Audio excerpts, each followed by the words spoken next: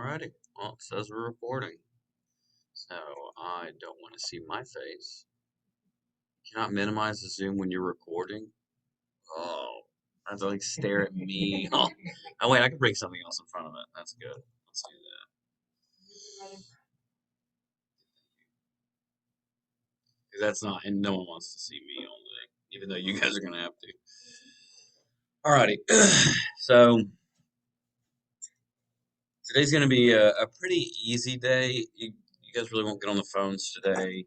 You will do some texting just to kind of help with the flow of kind of how things go. But ultimately, today is just setting up everything so that tomorrow morning when you guys get here, you're agents, right? You're going to come in, you're going to sit down at a desk out there, and you're going to start calling, and you're going to start your business, if you will. But again, today is just going to be more of a set everything up. But the reason that I always start with mindset is because you're self-employed, right? You're 1099. You have a contract with U.S. Health, who is essentially United Healthcare, and you can do whatever you want whenever you want. That's just what it is. Now, I'm not sure y'all's employment background. I know his a little bit more because I actually helped interview him. But this is a job where your efforts and your attitude there will be a direct correlation with your income and your success. Um, the tools and the systems that we have in place, the play, if you will, that we have, it works. It's not you guys don't really have to strategize or be too innovative. It's not like you're really starting your own business in the sense of you have to create a product and you have to do all that. Like everything's created. The sales process has been created. Um, so with that being said, a lot of responsibility and just simply just discipline that comes along with this. And for myself, like I wasn't able to handle it for almost 2 years, where I was awful in this business. And that's something where I always want to focus on because it's like, how can I help someone not go through what I did? And how can I start an agent off with the best possible chance of getting this business? Because not everyone gets it, which is just what it is. Um, if everyone did, we would have a ton of people here, and our compensation would be very minimal. But it's not that's not what it is. We have about 25 writing agents on this team that write every single week, um, and get compensated very well for it. There's about I'd say about 3,500 agents nationwide. I would say about 2,500 agents each week that actually write business, and you want to be in the top percentage of those 2,500 agents, right? So, I guess whenever you come into or whenever you came in this morning, I kind of tell people like this is kind of when you clocked in, right? You won't clock out until you leave or you die. That's just kind of what it is. There's really no in between. Like it's like you will be on the clock for the rest of your time here. If you have your cell phone with you, you're on the clock. Um, and that can kind of seem a little bit overwhelming, but to me, it's fun, right? I enjoy my job so much. Like I love to be able to have access to my business all the time. So I guess again, it's kind of mindset how you look at things, right? It can be a stress or it can be something that you feel like is a almost like a privilege. But um, two big things that I ask everyone to work on, to think about, and to drop at the door when you come into this business is going to be pride and fear.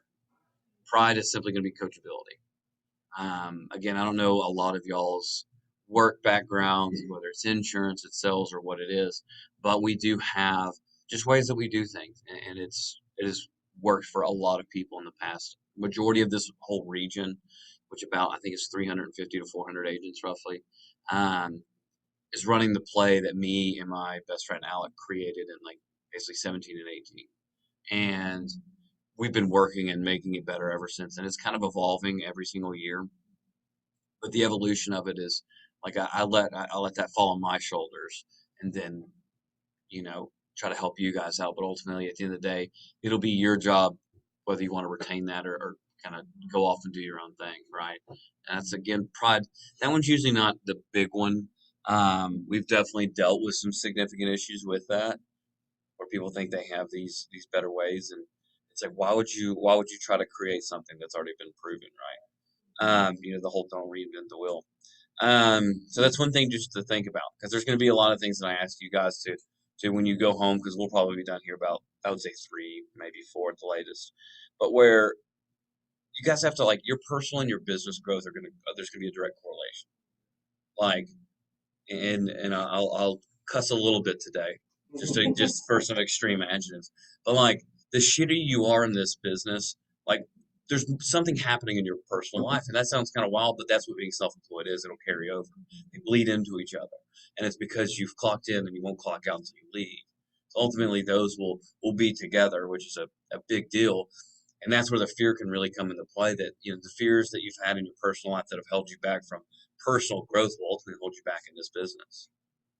Like for me, it was a fear of success, and that sounds really dumb, but there's there's more to it. It's like I didn't want to be successful. No, I didn't want to have responsibilities. My background, I was the baby of the family. I had two older brothers. I like I won't say I was the favorite, but like it's I mean it was there, and like I mean there was a lot of almost entitlement and a lot of like I got a lot of what I needed, not necessarily what I wanted, but my parents were always there for me. Um, and then by the time I got to college, I like everything was gone and I was on my own, and I was like, well, I don't want to have to do anything. I didn't go to class. I smoked a lot of weed, and I got drunk at the University of Tennessee, which is a very easy thing to do. And so I just that's what I did, and um, from that, I learned that like I didn't want to bring anything more into my life outside of just wanting to be have fun, basically, right? So that bled over into my mid 20s and even to my late 20s, and just success meant like and more in the responsibility realm was just so intimidating and scary. So that's one of those things, and it took me, I think it was 21 months to figure it out. Now, I don't want you guys to take 21 months to figure out what your fears are, how to overcome them, because it's not a good time. I'm hoping that you guys can kind of think about it over these next few weeks and find ways to face those head on. But that's how this business is like that's how intense you need to be and intentional about what you're doing every single day to the point of like what am I afraid of, or what kind of fears am I bringing into this business? One of the easiest ones to identify is like a fear of rejection, right? Fear of someone telling you no, because we're in sales. There's always going to be more no's than yeses. If there weren't, again, there would be a ton of people here not getting paid a lot. Would probably get paid hourly. Um, but that's always one that's very apparent, and usually most people are willing to be open about. Like, I just don't like being told no. I don't like someone telling me to go f myself. Well, it's like that's just another no. It's just a really intense no. But like that's one of those things where there's a few things that I wish I could take from my heart and my mind and transfer it over. And that's one of them is it's a numbness to this game, but a extreme attachment to goals, right? Where I'm emotionally invested in what I want out of this business, but I'm not emotionally invested in the business. To do that, it sells. It's a notoriously negative business. A successful business model is if you're issuing 3 policies a week, which we'll get into all what that means, but just understanding that if you do 3 in 1 week, you're probably going to make $100,000 a year, right?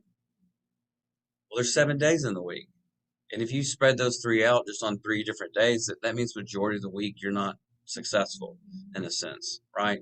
Well, that's kind of a tough thing. It's like, well, I'm making 100,000, but I'm technically more than half the year I'm not submitting business, and that's kind of a hard thing to overcome and to think about, but that's what this business is.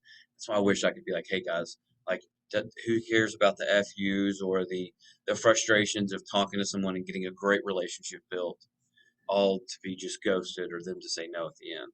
It's part of it. But if you can be numb to those things, but you be emotionally invested to we call like your why, like I don't know what your why is. I don't know what's going to be the thing that gets you up at 6 o'clock in the morning here at 7 with a good attitude and working hard. That's for you guys to figure out, or I'm sure that some of you might already have that figured out. And there she is. This is Shelby. This is my wife.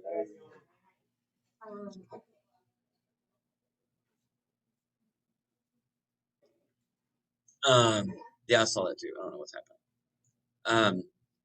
So again, with the fear thing, guys, you got to be self-aware. Self-awareness will be huge. Like when you run into an issue and you know it's something that you need to figure out or face, like that's why we're here. Why leadership is here. That's why there's a team. It's like something comes about, it's like more than likely someone's been through it. you need to figure out how to get through it as quickly and as efficiently as possible to grow and to be better for it. So those two things again, the coachability or pride. I don't think that's going to be an issue. I usually don't know until we really dive into it. But you guys seem like you're pretty cool. And like I don't think that's going to be the big problem. It's always fear, and the thing is that can manifest even before, like you might not have a fear right now, but in 2 weeks you might create one. Again, being self-aware, it's huge. It's almost like I wish that U.S. Health had like their own like meditation hour throughout the day where you could like meditate and figure out like what's going on in your brain so that you can deal with the rest of the day better. Because ultimately that's a very big deal. So I was talking about, so sometimes I get very excited. I used to listen to a lot of sports talk radio.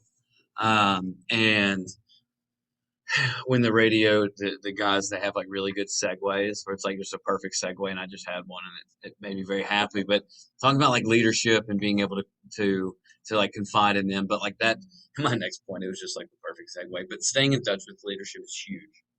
That is, I mean, like if you guys, and again, the strategizing on your own and trying to do this on your own, like you will fail. There's really, I've never met a person that's been able to do it on their own. There's one lady who kind of did it, but her son was also one of the top like one or two agents for the first like 3 years here in the entire country. So it's still like kind of not. And she's like a top like 30 or 40 agent all time in this business. So it's like not really. Mm. And she also was I mean, I don't know. It just doesn't happen, so don't do it. But staying in touch, communication. It's almost like a daily communication about what your business is doing and where you're at, what's happening. Because being on an island by yourself, you won't win. Like you will 100% fail.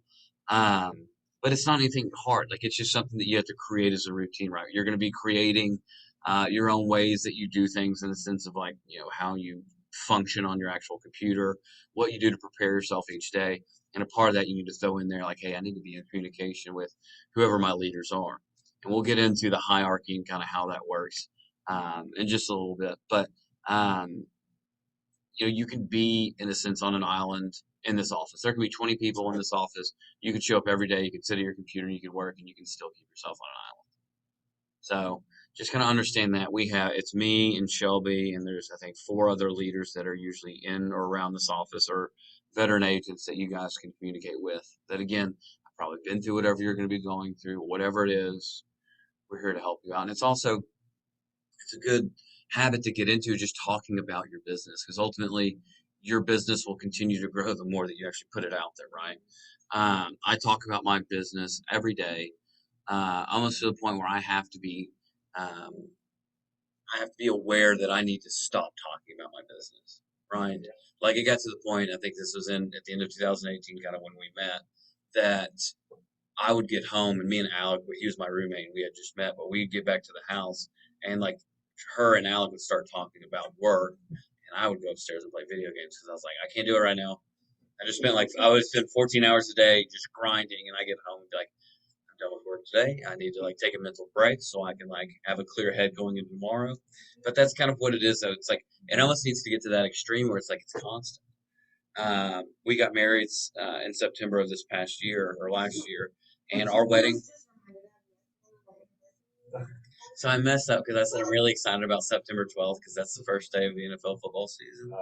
That's also my 1 year anniversary. Okay, so like we're sidetracking real quick. No, it's fine.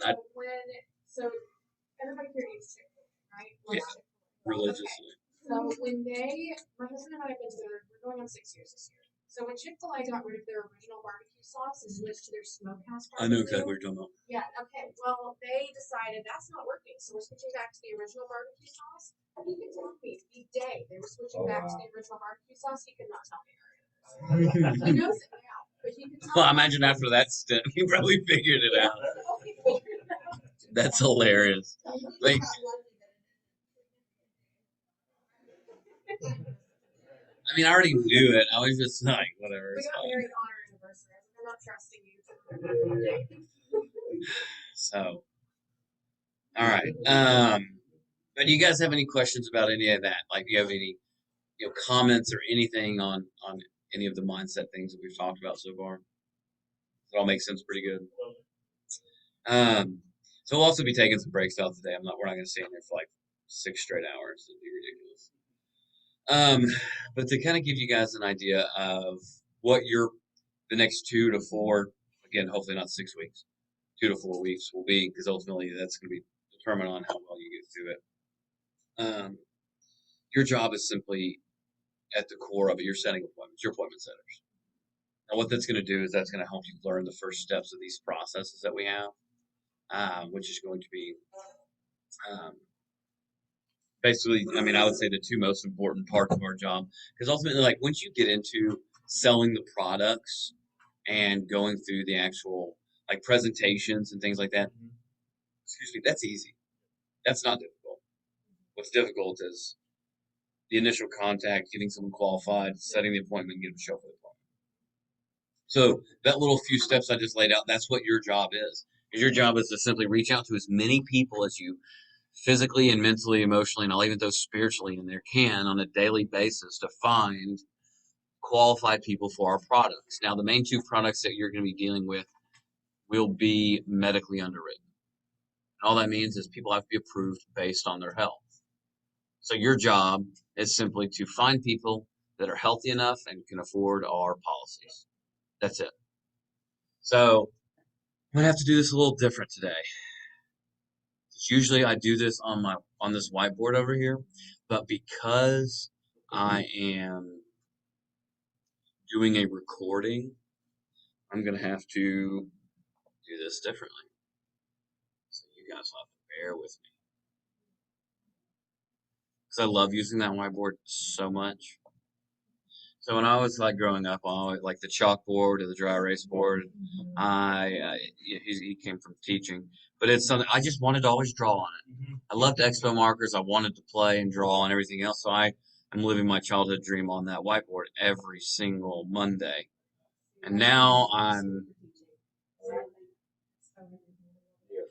let's see. And Ben, you can see how tall he is. Hey, on this, but if I'm recording on this and I use this document, my Word document, is it going to record this document or do I have to share my screen? But I have to actually share it.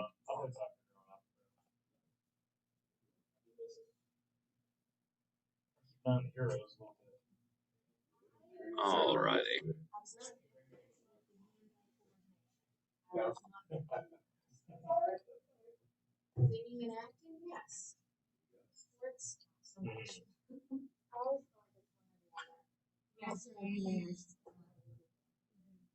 Did you say a little bit of neither?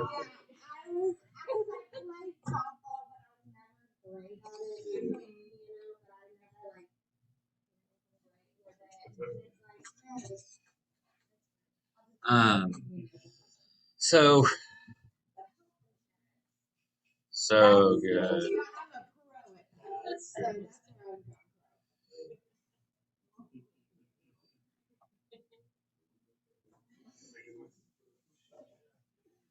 Yep. So, I am going to probably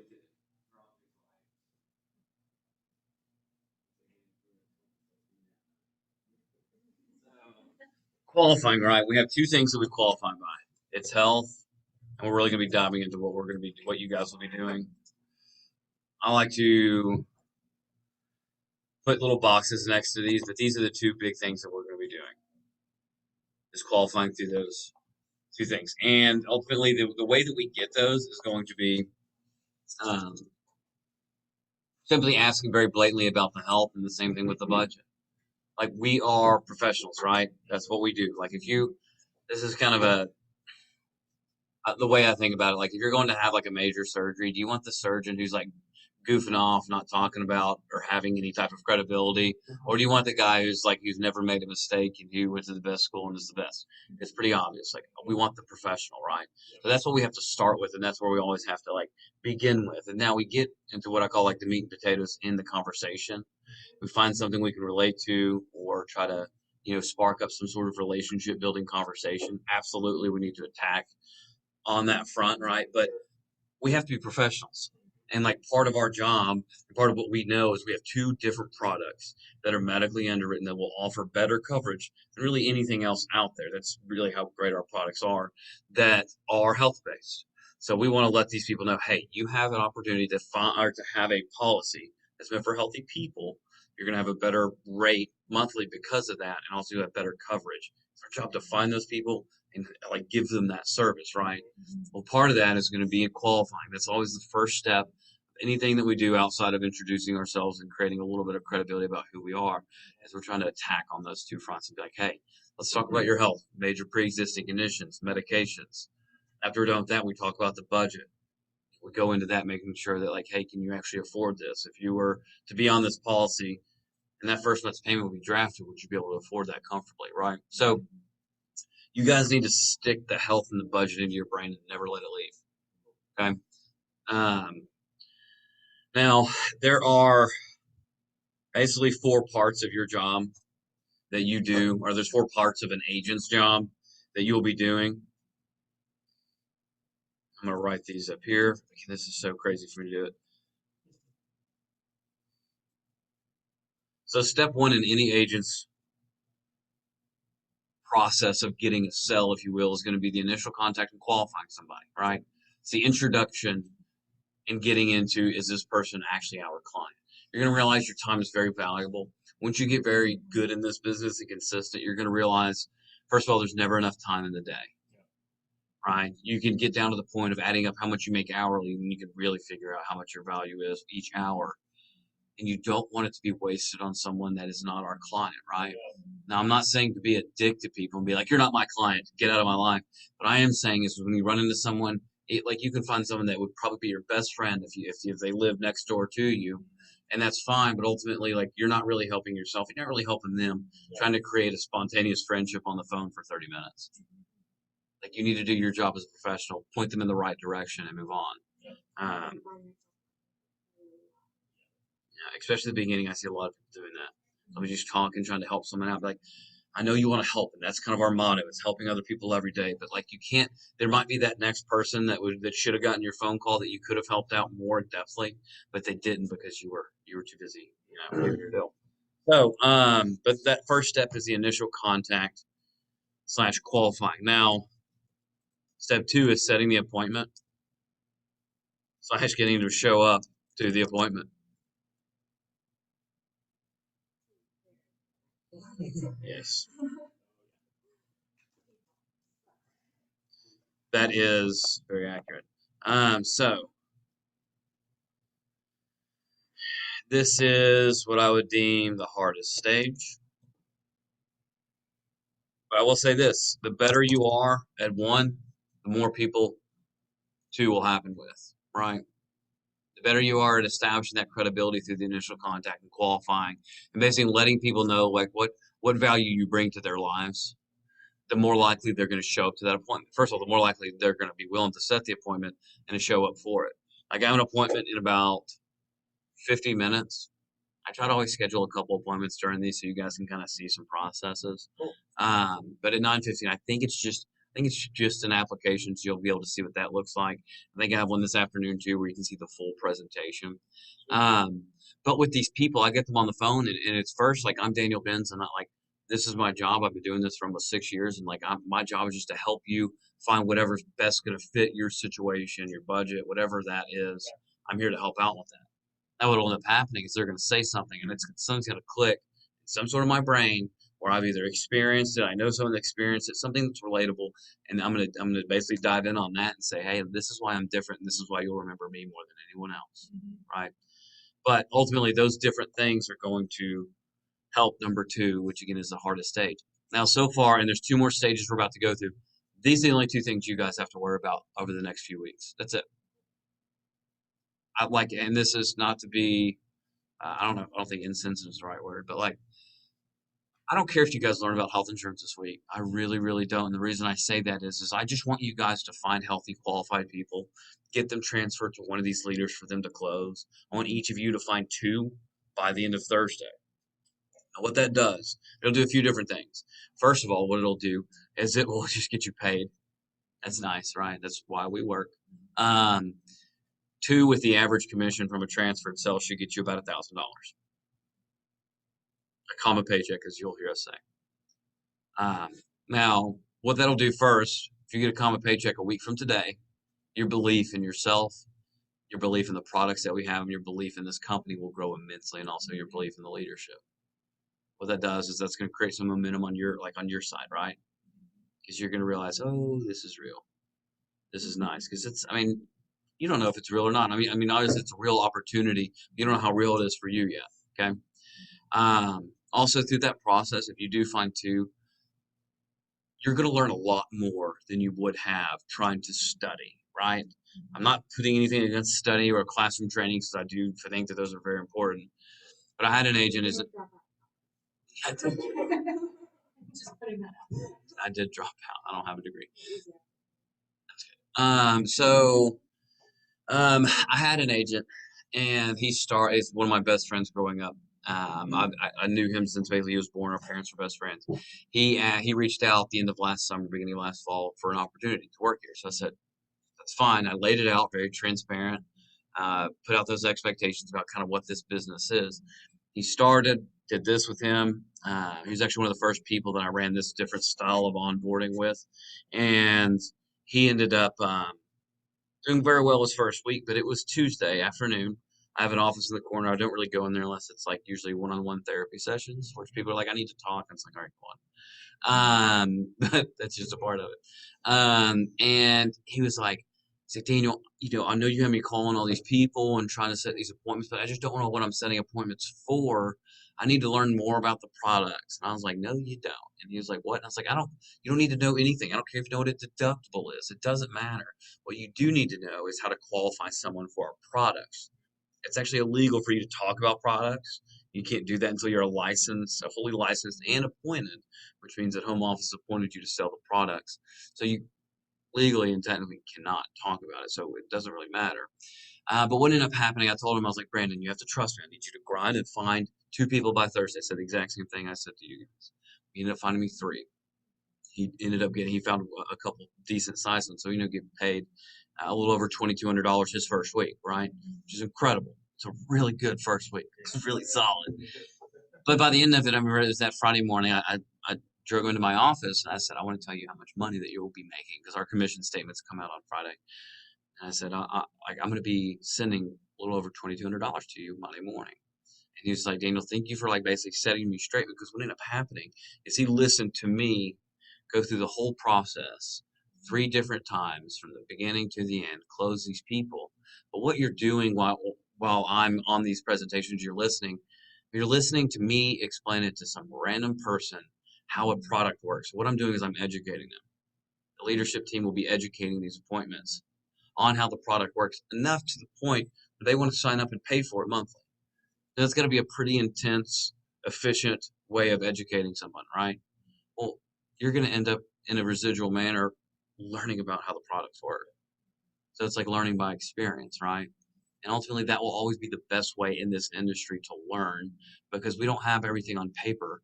Like, you don't have this is how this works. This is how this works. Now, we've created documents that have helped, but ultimately, it's going to be sitting next to someone doing it, right? I always tell a little story about, this is not my story. This is someone else's. But say us, when there's 5 of us. Wow, there's a hard moment of counting there for a second. I was like, is there 6 or 5 of us in here? But so there's 5 of us, right? And we're going down to the Amazon rainforest because we heard there's a large amount of gold down there, right? I thought you were about to laugh, but so we're no, so but we're oh, absolutely, it's a great story just to kind of set this up. But you go down there and we run into 2 different guys, right? We run into one that's got all these maps and all the technology and says, I know where the gold is. And then this other person doesn't look as educated from the outside perspective, but he does have gold draped all over his body, right? One of them says, I've done all the research and I know how to find the gold. And the other one was like, I just left from there. Follow me. Who are you going to follow? And it's like, the dude in gold. That dude obviously found the gold. And that's kind of what this business is like, you find the person that has the successes that you want. Just follow them, right? That's it. We'll talk about what your goals are in just a little bit. but ultimately, like you got to figure out, who you want to follow, how you want to follow them, and just do it. So let's actually we'll kind of pause on this because that is an important part of this whole process. And I'm sorry for the people. Can I pause this recording? Yeah, I'm not pausing the shared screen.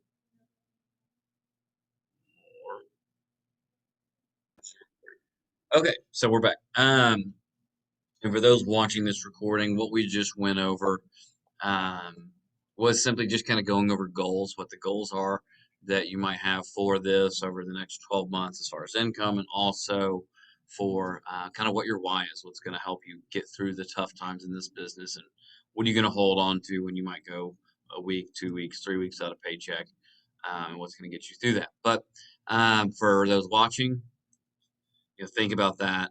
Use some downtime to think about those different things, and ultimately those things can help out in this industry. So we want to go back to the steps of an agent, right? What does that actually look like? And these next two are not going to be as pertinent to what you guys are going to be doing through the screeners program, is what we have it labeled as. But step three will simply be the presentation / closing. That's what I would consider the easiest step or stage, if you will. Um, I hate when the squigglies come up, and I don't know why they're there. Like, why is this blue squiggly there? Because it thinks you added too many spaces. Get out of here, Microsoft. So the presentation close, like once you're educated enough in this industry, which it will happen pretty quick. It'll actually happen a lot quicker than you think it will. It'd be kind of wild because in like 3 weeks you're gonna be like, I know what a lot of things are now. It's just kind of how it goes. Um, but the presentation, like once you learn it and you go through it, the products that we have are really, they can really sell themselves. And then last thing, and this is what really separates us from a lot of other insurance companies, the agents will help out with customer service. When I write someone, they're my client. I will be there for whatever they might need. So that's something that we can offer that is a big service that a lot of other places won't, because agents will simply sell the policy and never talk to that client again. We talk to them frequently or whatever. It's a big deal. I'm going to italicize these because I think that's a good idea. All right, so you guys have any questions about any of that? Okay, so I also want to draw out really quick just to kind of go over what the hierarchy is here, because I do think that's important too, so you can kind of know your lines of support. So the regional sales leader, his name is Andrew Montague. I don't know if you guys, or Andy, if you guys ever, or if y'all were in his presentation or his pitch.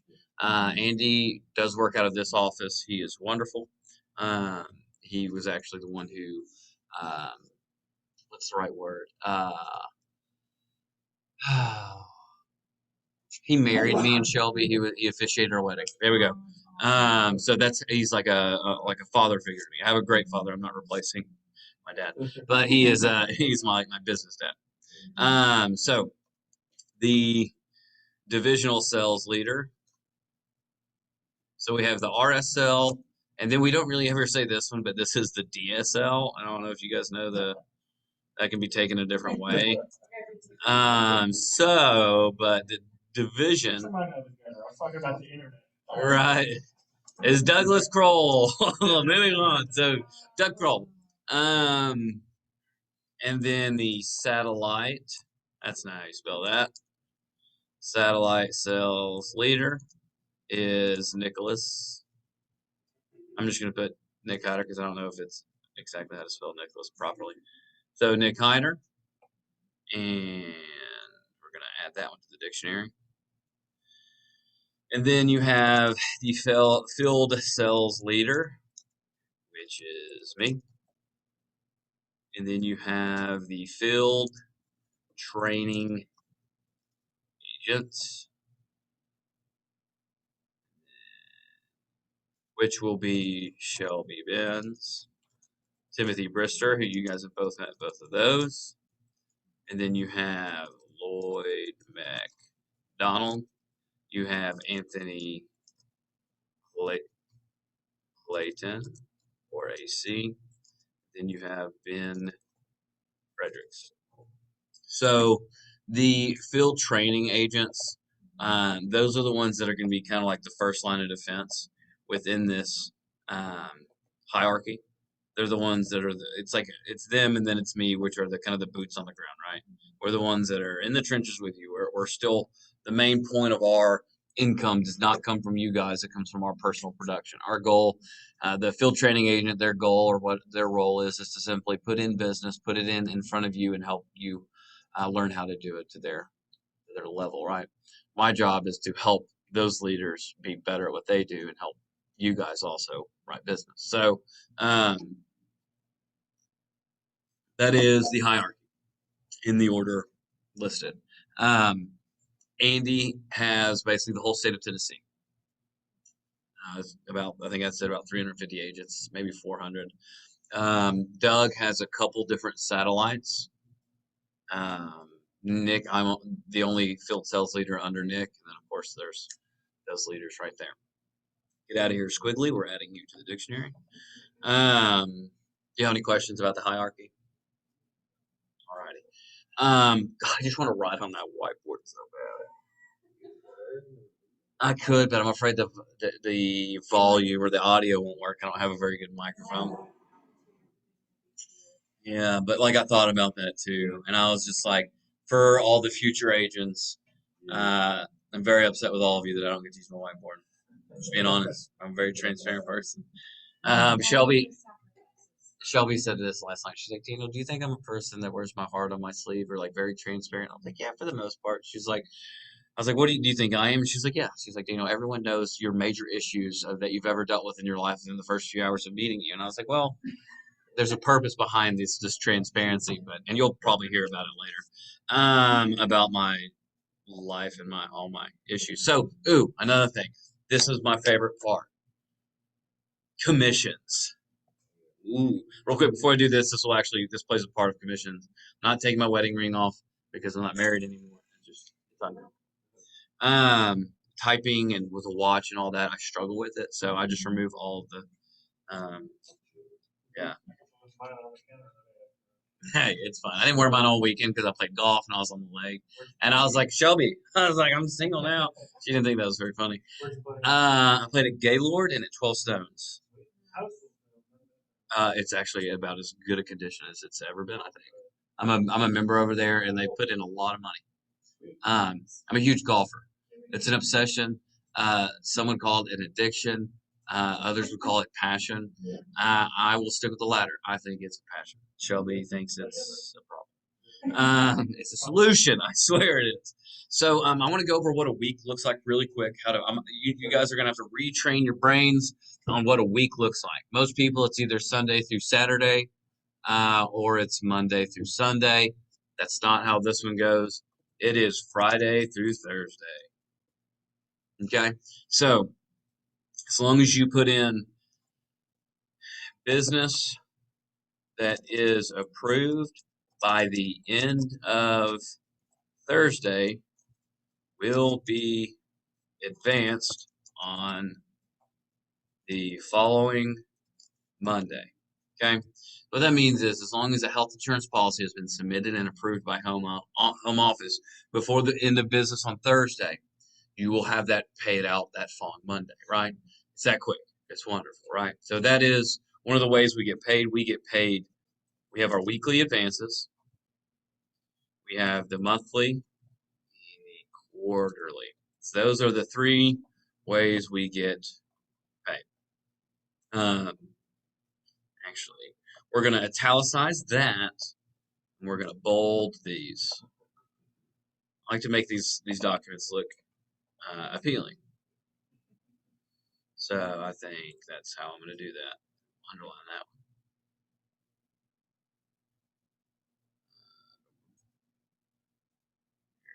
Business. Perfect. I love that. Just really, really visually appealing, aesthetically pleasing, I guess is what some would say. So, the weekly advances. That's all you need to worry about right now. The residual income will come, down the road, but ultimately, it's not something you really need to be concerned with. It is something to be excited about for the future. But weekly advances is where it's at. So I think that everyone should be able to see my screen. If not, then I've wasted a lot of time recording all of this. So commissions. I just don't want to see my face anymore. I'm going to put you right there. So check this out. Loads. We're talking about like, the amount of money that can be made in this industry. This is like one thing that's part of my why, and it's a part of my background. I'm very money hungry. Um, I just want to be rich. Like there's things that there's more behind it, but ultimately I want to be able to have money. Basically, I want to be able to support Shelby and Murphy, my daughter, um, and it be different than how I grew up. Now I grew up and my family did anything and everything that we needed, right? But like I had two older brothers, so I got the hand-me-downs. We shopped at consignment sales. That's where we got our clothes from. I went to a private school for a little bit that my grandfather who passed away about a year ago actually helped pay for. But because of that, like if you go to a private school, 98% of the children there come from money or their family has money, so they had the nice things I didn't. So now maybe there's some overcome. I don't know. I like nice things now, right? So this business has afforded me to do that, and it is one of my wants. I just want to be able to build a significant amount of wealth for my family, uh, and it's ultimately because like a lot of my family never was able to do that. Now the weekly advances. Now I don't get weekly advances anymore because I'm more of transition into a residual income. But what I want to show you guys first is what it looks like to a brand new agent who was very successful and basically just did what we asked and put a lot of effort into it. Ben Fredericks, if you already haven't heard his name before, one of the top agent in the region, and also the one of the top agents in the entire country. And we are blessed to have him on our team. So he started 2 years ago, almost to the day. So 6/13 of 2019 was his first week really on like in this business, right? Well, I was telling you guys it's a 2 to 4 week program. I want to kind of explain what Ben did in his first 4 weeks. The first 2 weeks was spent. I'll click on this because you guys can see he didn't get paid anything. But his first 2 weeks was spent transferring business. And if you can kind of look down here, I don't know if you can see this, but it says Alec, who was an incredible agent. In 2019, Alec was number, I think, 6 in the entire country, one of the top agents in this entire business. And Alec was his leader. Now, Alec ended up moving away, and now luckily he just moved back like 2 weeks ago. But he moved to Kentucky and was no longer leader because he was just kind of doing his own thing. But um, Ben and Alec worked together his first 2 weeks, and Ben was here at the office every day, all day. He was grinding. He was doing everything Alec was asking him to do, and was making some pretty decent little, what we call like our screeners paychecks, right? In the second, third, and fourth week, Ben started buying states, which is huge because the more states you have, the more ability you have to actually sell products in those respected areas. And he also started buying his own leads too. So if you look in the first 4 weeks, Ben did not make a paycheck, his own paycheck, because he hadn't put in his own business yet, because he was still transferring business. But again, he was investing into his own business. He was working a lot, and he had a very good business mindset. He wanted to build something. It was very weird because he was just out of college. He was only about 22 years old when he started this. So his first week on the floor, if you will, writing his own business, because at this point he had already been buying leads and he had built up a state portfolio where he had a wide range of people that he could sell to because he was licensed in a bunch of states. So his first paycheck was $24.60, right? It's not a bad start, right? And he set himself up for that. Now within his second week of being on the floor is 28. So now he had made $5,200 in 2 weeks. Now, if you take that over a 52-week time period, yeah, he's making six figures. And then in his third week, made 56. It was $5,700. So he made almost $11,000 in his first 3 weeks. And again, this is the same time period we're dealing with right now. So again, you can see like the ability to earn income through a young 22-year-old fresh out of college. I mean, you can see this started in June, and now we're in the third week of July, and he's making almost a $6,000 paycheck. And again, he had just finished his last semester of college, and boom, he did it, right? But the reason he did it is because, first of all, he just worked hard and he had a really good attitude and a really good, again, business owner mindset, which is one of the hardest things to get people from I'm an employee, I just show up and things happen to, things just don't happen. You actually have to make them happen. Um, to that. And I always show his paychecks because that's just a perfect example of like somebody just simply did what we asked. And was willing to invest not only his time but actual money into his business, which that's a hard thing for some folks to get into the mood to do, or not mood, but get into that mindset because this is you're self-employed. You have to invest. There has to be, if you were to ever open anything or to be a self-employed or a business owner, there has to be an initial capital, right? There has to be capital, some sort of investment to grow the business, right? Whether it's actually buying a brick and mortar, starting a restaurant, whatever it is, has to be investment. Now, this one, it's about $300 to kind of get everything rolling, but there has to be consistent investment in your business to grow it. That's just what it is. Now, luckily, you can have some of the most significant returns in this industry if you invest properly. You have to, it has to be backed by a good attitude, work ethic, all that good stuff. Now, I want to show you guys what you can make right now. Where's my name? So we're going to go back to my last, at the end of last year is when I was really taking my last bit of advances. This is the weekly paychecks. I want to dive into the specifics of like kind of how it works, I guess. So with you guys, when you transfer a bit of business to a leader, you're going to get 80% of the commission, right? So if it's $1,000, you get 800, right? I want to show you guys kind of what that looks like. This will overload. Now, granted, this is a significant paycheck. This is also one of the busiest times of the year. The reason I go to this paycheck, it's not a humble brag, but it's because the certain type of policies that were written in this week, it will give you a very good example of the lows, the mids, and the highs as far as how big policies can be, how much you can get paid off certain ones. So I want to start off with Joshua Dole. Now, don't worry about all these different lines. Just understand this is ultimately all just one policy that was sold to Mr. Joshua Dole. He's a younger guy, but this is about the average application or policy size. Our average policy is going to be about $500 a month. And this is exactly what Joshua's was. A pretty well built policy. But over here on this side, I don't know why I'm turning the opposite way. So this in the right column is actually what we're getting advanced, what's getting dumped into our bank account. So I want to show you exactly what the average policy ended up yielding for me, and also what it would have been for you if you would have transferred it to me. So $910 is what I got paid off of an average policy, right? And then if I take 80% of that, you guys would have made, if any of you would have transferred Joshua Dole to me, you would have made about $700, right? If you find two Joshua Doles, two average policies, you're making $1,400. See how the average, I said, hey, if you get two on average, you'll get a common paycheck.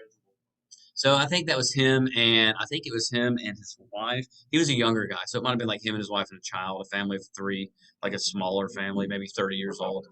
Mm-hmm. Yeah, it's pretty solid.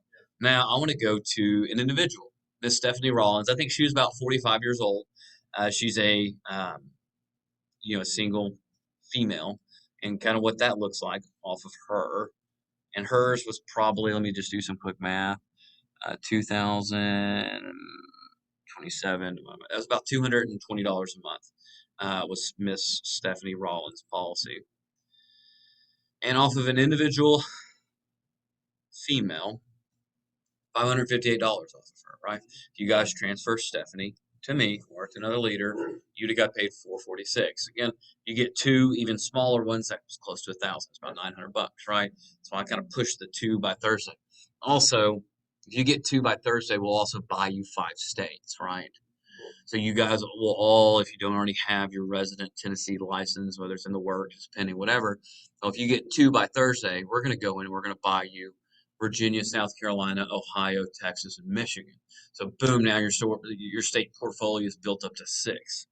So now you can transition into doing things on your own. That's the ultimate goal very quickly, because we're not here to hire appointment setters. It's not what we do. We're here to help you learn through this training program that gives you the ability to earn income. What did you do? Why do you hate my eye cells? Why is it done? Okay. Okay. How? That doesn't make any sense for eye cells though.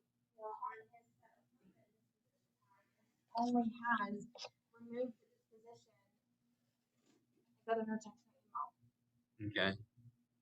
Oh, I know why that is. Because I ended up changing this for, I think it was Yes to Health or Yes to Budget, and I didn't realize that was still there on the automated action. Just create another one then. Or I'll create another one before I get this syncing. Because I changed this like 2 weeks ago. So we'll do just, what's that? I'm just going to have it remove the ones that should be removed. Like Yes to Health, Yes to Budget, quoted. Those are the only things that should be up there beforehand. You see what I'm saying? That could potentially be there still. Just do that. Oh, they said work with your spouse, right? It'd be so much fun. All right, so anyways, back to I'm sorry, people, future people. That was Shelby. The weekly paychecks. We're back. All right, so last one I want to show you guys. What a big one looks like. We call these a well. Deborah Thomas. This was actually her and her husband. They're a little bit older, and their older son too. I think he was like 20 years old. So one policy, they need $2,200. There's one. It doesn't suck, right? And if you guys would have found Deborah Thomas, you'd have got paid off of one policy, $1,806. So you can see kind of what the average, below average, above average, roughly what that would do for you guys. So pretty significant, right? But that's just kind of the pay structure. You'll be able to learn about more about these percentages and those things later on. But what you need to know right now is it is real, right? And then we do have like the residuals, which will be important. You get paid monthly and quarterly. We just had our quarterly payout last week, which quarterly is amazing. We love that. So I'm up to almost 28,000 every quarter. I don't have to do anything. It's just 28, and that'll actually continue to grow. So last quarter, so I was at 28,000, and last quarter I was at 22, so it's going to 6,000. Yeah. So that'll probably, I'll say September when the next one drops, it'll probably be in the 30s. So there's a portion of our policy that stacks up, and every quarter it's basically dumped into our bank accounts. That's that plus some monthly residuals. Some people that are paying just that I have a monthly income on. Now mine grew a little bit more significantly because I'm not taking any of these what we call advances. Everyone that's I'm writing basically this entire year, I'm just getting paid each month, so my monthly is just growing and growing pretty significantly. That way, I can have a significant monthly income. Um, but yeah, it's a wonderful every quarter. Once you really get into this business, it's very exciting. We like it. We like it a lot. And then also we do have our bonus programs that I know that Andy talked about on his pitch and those things. So like last month, like I got $8,100, and I get that every single month. And then Shelby gets like 7, right? So it's just like there's almost $16,000 in each month. It's just bloop, bloop, bloop. It's just this business and this company will just pay you if you do your job well. Not only will they pay you weekly for your advances, but if you write enough business, you're going to get bonused and get a extra income. Like for this year, you guys can still bonus. We'll call our PAR bonus, which are performance and retention bonus program, where I'll probably say the lowest bonusing agent will make an additional $30,000 or $40,000 next year, roughly. That's just, and that'll get paid out each month, right? So you can get probably an extra $25,000 to $3,000 just dumped in your bank account each month for no reason. That's you can use that. It's kind of your bills, right? You just pays all that off. So, y'all have any questions about the income and commissions?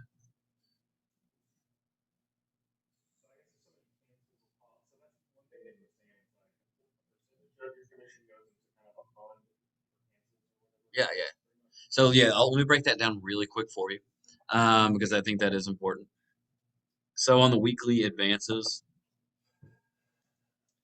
we will break this down really quick. So we have what we call like we'll say a 9 month advance, right?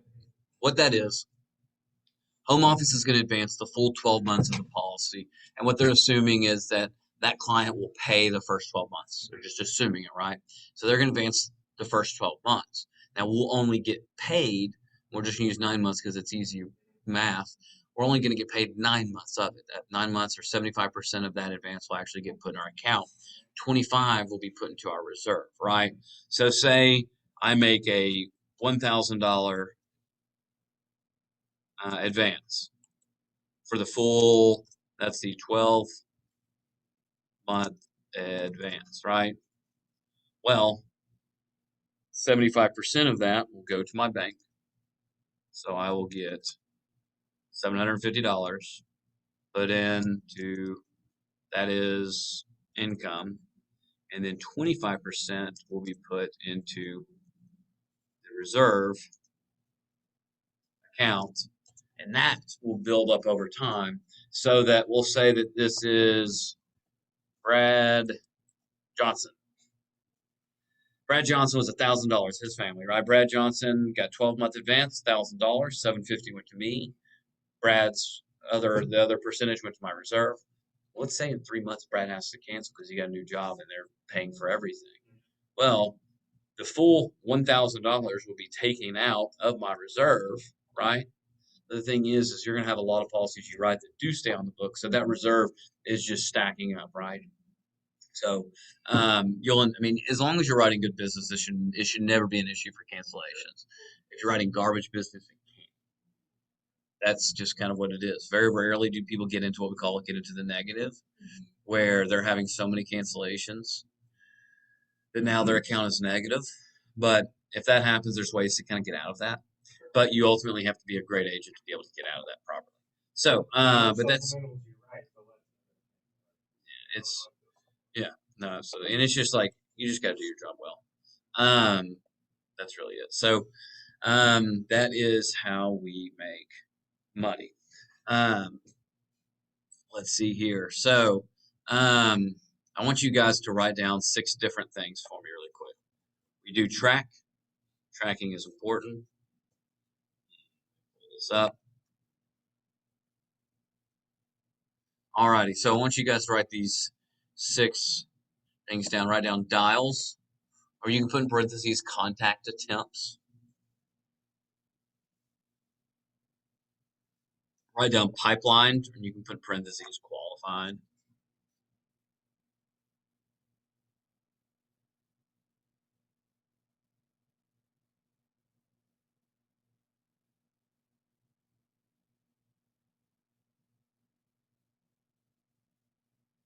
And then appointment set, appointment shown, submitted, issue.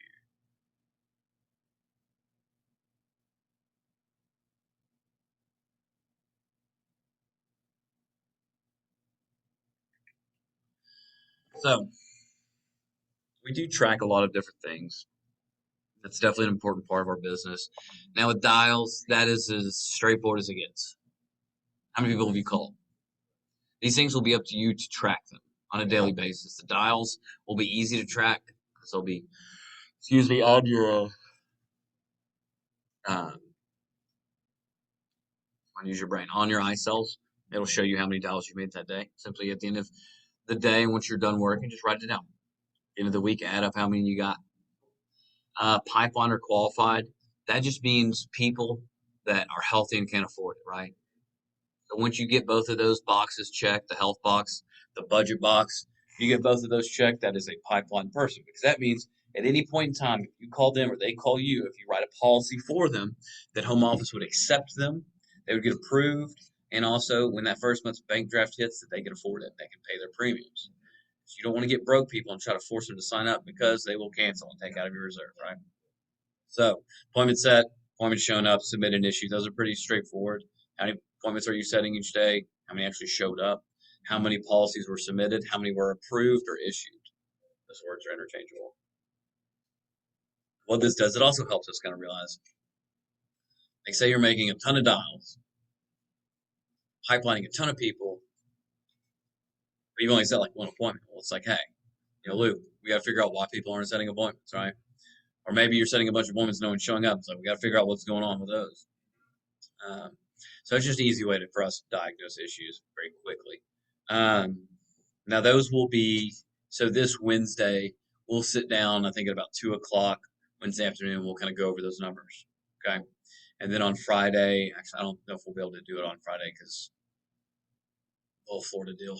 But ultimately, just keep track of those numbers because those will be like if you're saying, like I'm struggling, it's like, well, let's look at your numbers. Let's see where you're at.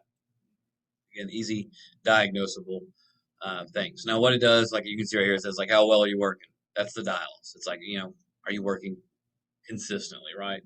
You can see I had this little thing that says you are nothing in this job without a base or a pipeline.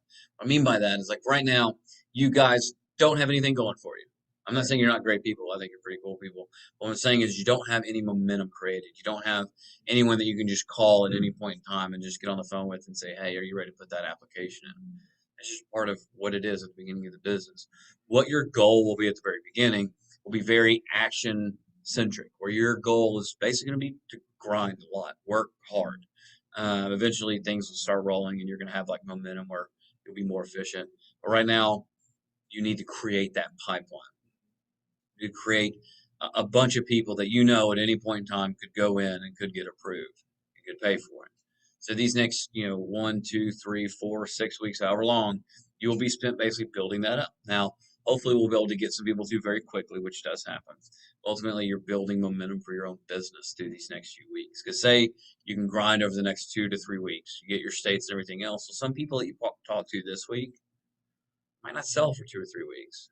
But hopefully, when that time happens, you'll be licensed in that state. You can put it under your own name and you can do it yourself, right? You can see this little third thing. It says putting 5 people in my pipeline a day that know who I am and why I'm calling, and that the value of that. So if you do 5 people a day, and say you work 6 days a week, it's 30 people. Do that over 2 weeks. That's 60 people. That's so many people that could possibly be written. So you need to have these little daily goals that are set out. It's like, all right, and we got a guy that's kind of ruined it for you guys as far as the dial count because he was making $500 to $700 a day. It used to be. It's funny because it used to be like 3 years ago, 4 years ago. It's like you make $100 is really the number, right? And it was like 152. And last year was like 300. Well, we're getting up in the fours and fives now. I know Lloyd kind of makes it. Yeah, and that's. I mean, honestly, we're kind of past it. Again, this guy named Khaled out there ruined it for everyone. And it's because he was working so hard, but he was also getting the results. And it's like, well, that's what it's taking now. That's what it's taking. It's like I wish it was still 100. Trust me, that was back in the glory days. But that's just what it is. So, and you can see I'm going to zoom in. I like using this little zoom feature. It says this is a job where you do not find stability and peace until you get your pipeline rolling, and that's true. You're at the hardest part of your job right now. So there's going to be 2 different major points of resistance in your business.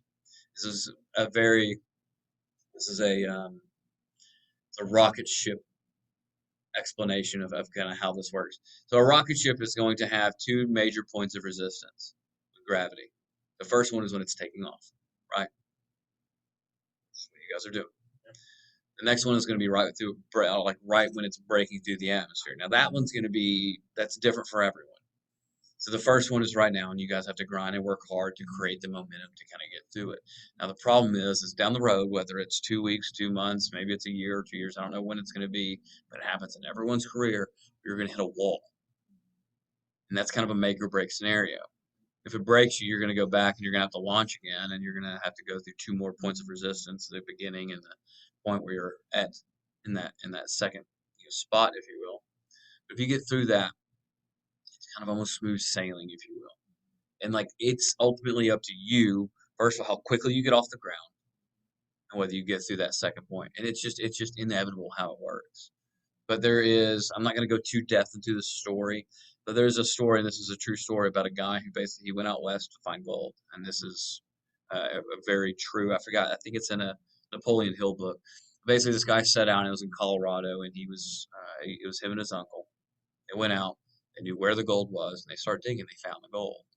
Well, then they hit what they thought was a wall, ended up actually being a fault line, and they thought that basically the well had dried up.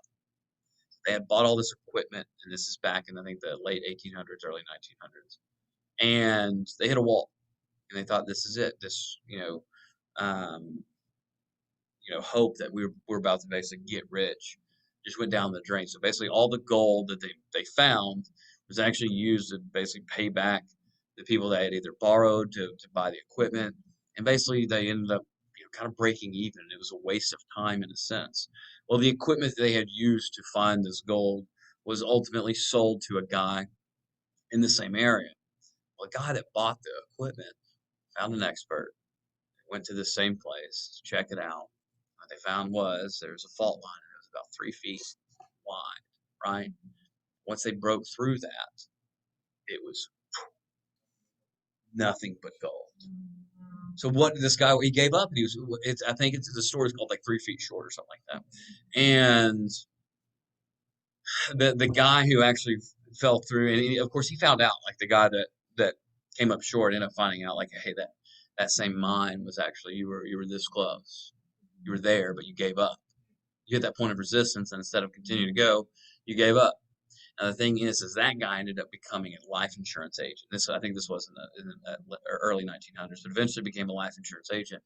And that's one of the things that he held on to is he wouldn't take no for an answer because he took no for an answer one time and it cost him. He became one of the, and I think it was he ended up putting $1 million worth of business in 1 year in life insurance, and that's a hard thing to do today. And he did it like in the early 1900s because of this issue that he ran into. But that's kind of like that's what it's gonna happen. It happens to every single person, like, and it might happen more than once. But ultimately, you have to recognize and understand, it's like this is gonna make or break me. Either I'm gonna be better because of it or worse because of it. What's it gonna be? So this is kind of what this business is, and that whole pipeline rolling, like that initial grind is now get it rolling. You're gonna hit a wall, but ultimately you have to understand it's like I'm not gonna find this stability and peace until I get through this second tier. Now, hopefully that second point of resistance isn't too significant. Ben Fredericks, one of the best agents, went through it last year. Excuse me, last summer. His was, and I know he won't mind me saying this, but his was personally created. Ben found a lot of success very quick. He made like 100 something thousand dollars in his first 12 months. He's doing very well. And last summer, he was in a apartment. He's 23 years old. He decided to party basically all summer long, and he had a great time. But his business hurt because of it. Now he had enough money where it didn't like really hurt him to the point where he was like broke or anything like that. But what it did was it prevented more residual income in the future because he missed out on more of a bonus and more of these different things. The momentum he had to create again, man, he had to work a lot harder and invest a lot more again. And obviously he knows this year not to go to that extreme of partying and all that, but he's a young male that had found a newfound success and he went hard in the paint. Okay. So I don't think you guys are gonna do that, but right, yeah. I definitely did too. But that's just kind of example of like it's not. Sometimes it's outward, sometimes it's inward.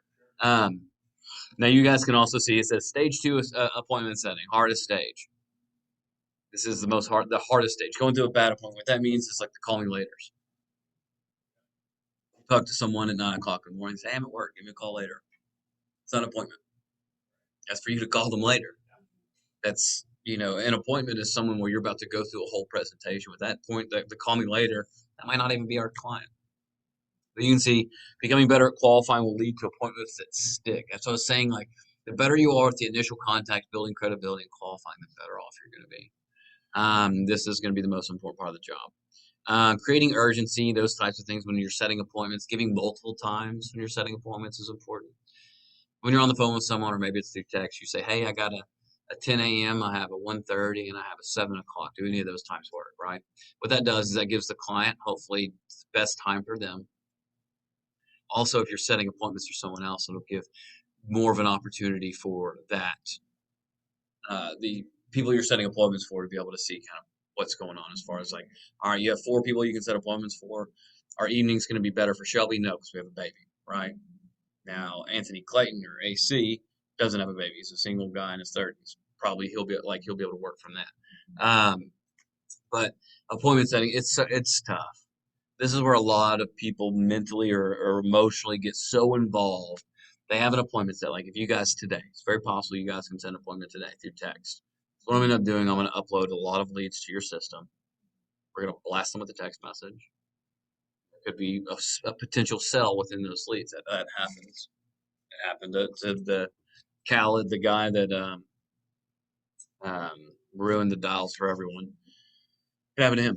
We found one and he got it sold. That actually happened to Andrew last week too. So, but and actually Andrew's a great example. Andrew had an appointment set, right? It was ran. He actually the Anthony or AC, the leader, actually closed it for him. Sold. Boom. What ended up happening is the client, and it was a big policy too. It was like $700 and something a month. Large, good family policy. It would have probably paid well over $1,000 to Andrew in his first week. But what happened is the client was moving jobs and was being offered Cobra, and there's a new Cobra program, which Cobra is just your insurance that you can pay full price for after employment that they'll offer you. And there's a new law that was passed that Cobra can be paid, or it can be free for 6 months after that, right? And the client didn't know that. Andrew didn't know that. They did. Anthony and Andrew had no idea that she was even being offered Cobra or what was happening. Federal. I think it is. Either way, it's there. And so he ended up losing that. He went through the whole thing. Andrew did a good job qualifying, the initial contact, all that. He got the appointment set. Okay, great. They showed up. Awesome. They were fully qualified after really diving into it. They actually wrote the policy and then weren't able to take it. And that those things happen, but Andrew didn't get too emotionally involved with that, which is wonderful because sometimes it is that is one of the hardest things for a brand new agent to not be emotionally involved in it because you get excited. Like I got one because it's difficult, especially at the beginning to find one. That's part of it. Um, so you guys kind of have to be numb to those things. So, do y'all have any questions about appointment setting or anything like that? All right, so we're gonna take another little break, and when we come back, I think we could probably be able to dive into iCells pretty in depthly, and get all that going. So we'll do that. Use the restroom, make sure the office isn't on fire. Hello, people. So let's talk about iCells. Get everyone pull up your iCells. Damon, you will have to open your computer. First step. There's a process to everything.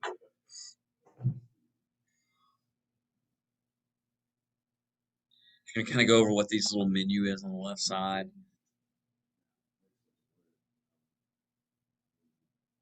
So were you able to create an iCells? Okay, so this will only take just a minute. So I'm going to that's what it was announced. So log back into mine. So let's start on this. So you have the dashboard, which is going to be the top menu item, I guess you could say. Up here, you can send me a lead you've purchased today.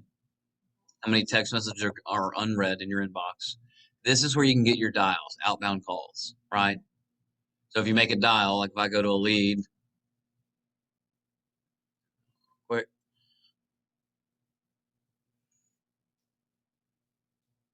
So I go to Monica, dialing Monica. So it's calling, okay, straight to voicemail. We'll go through. So you're calling and talking to people like. Yeah, and I'll show you guys that here in a minute. So boom, you can see outbound call 1, right? Inbound calls, you see how many people have called you. You can see basically majority of what you need to, your call history, how many people you've called, all that, trip messages, just basically a lot of different things on this page. Now, if you go down to your menu on your left, the next page will be your leads. You guys don't have any right now, but this will be all of your leads in your system. This will also be the page that you dial through. What's cool about this is you can really filter it, right? What I mean by that is you can say, I just want to dial leads from last week. So you can pick all the leads from last week, leads from the 7th, and then you can go to, the 11th, and boom, now I got all my leads from last week. And then you can even go in depthly about different states, time zones. Say it's 7 a.m. in the morning and you only want to call through Eastern time because legally speaking, you can only call people in 8 a.m. their respective time zone. So call it all the Eastern time. Say it's 9 p.m. and you still want to dial because you're in a good zone working.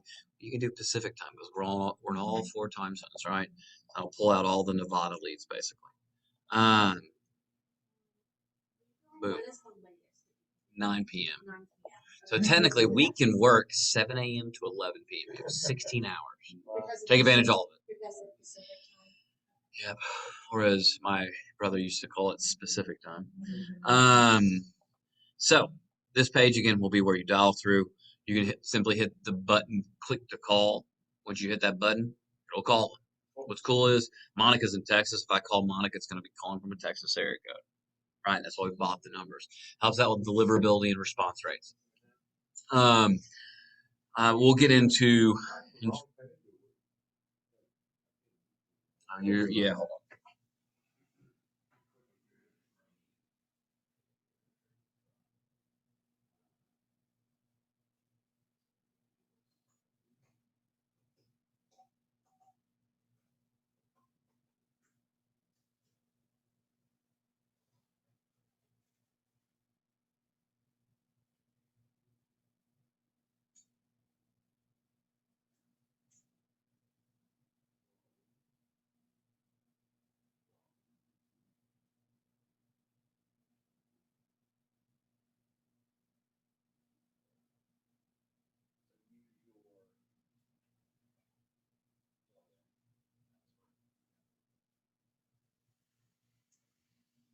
Oh, I'm so excited about launch.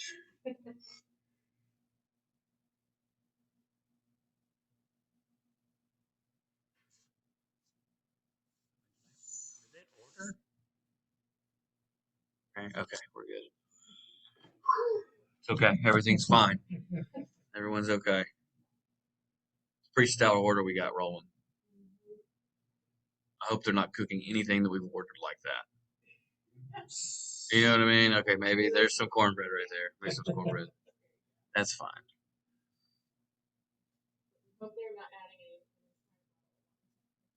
Right. Was that maybe a big old thing of mashed potatoes right there with the pepper on it? I don't know what they're doing on that one. Are you there, Damien? Yeah. Go ahead and verify. Let's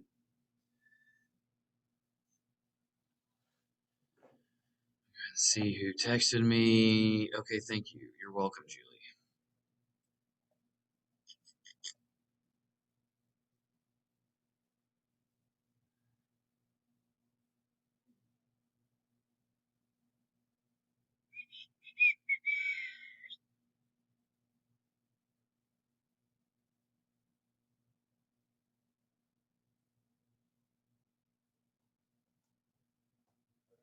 Good, good. All right, perfect. So the leads again. This will be just the page you dial through. This will be where each page has 100 leads. Almost like how many pages can you go through? So your job is, in a sense, is to get through as many people as you can because it's finding the yeses, right? Some days it might only take 50 calls to find a yes. Sometimes it could take a whole week. It could take 5,000. You just never know until you do it. Now the third little one is the SMS page. This is where your inbox for all your inbound text messages will be. You'll have little text message threads. If you click on the actual text, you can see the entire conversation, right? See everything you need within the lead. Julie's name, her phone number, her email address, where she lives, her local time, because time zones are a thing, and you will mess them up. I don't care how good you think you are at time zones and knowing where people are, you're screwed. I've been here for almost 6 years. I still mess it up. and then you can see their birthday as well. Real quick, do you guys know about zip codes? The zip code trick? Zip code map. So watch this.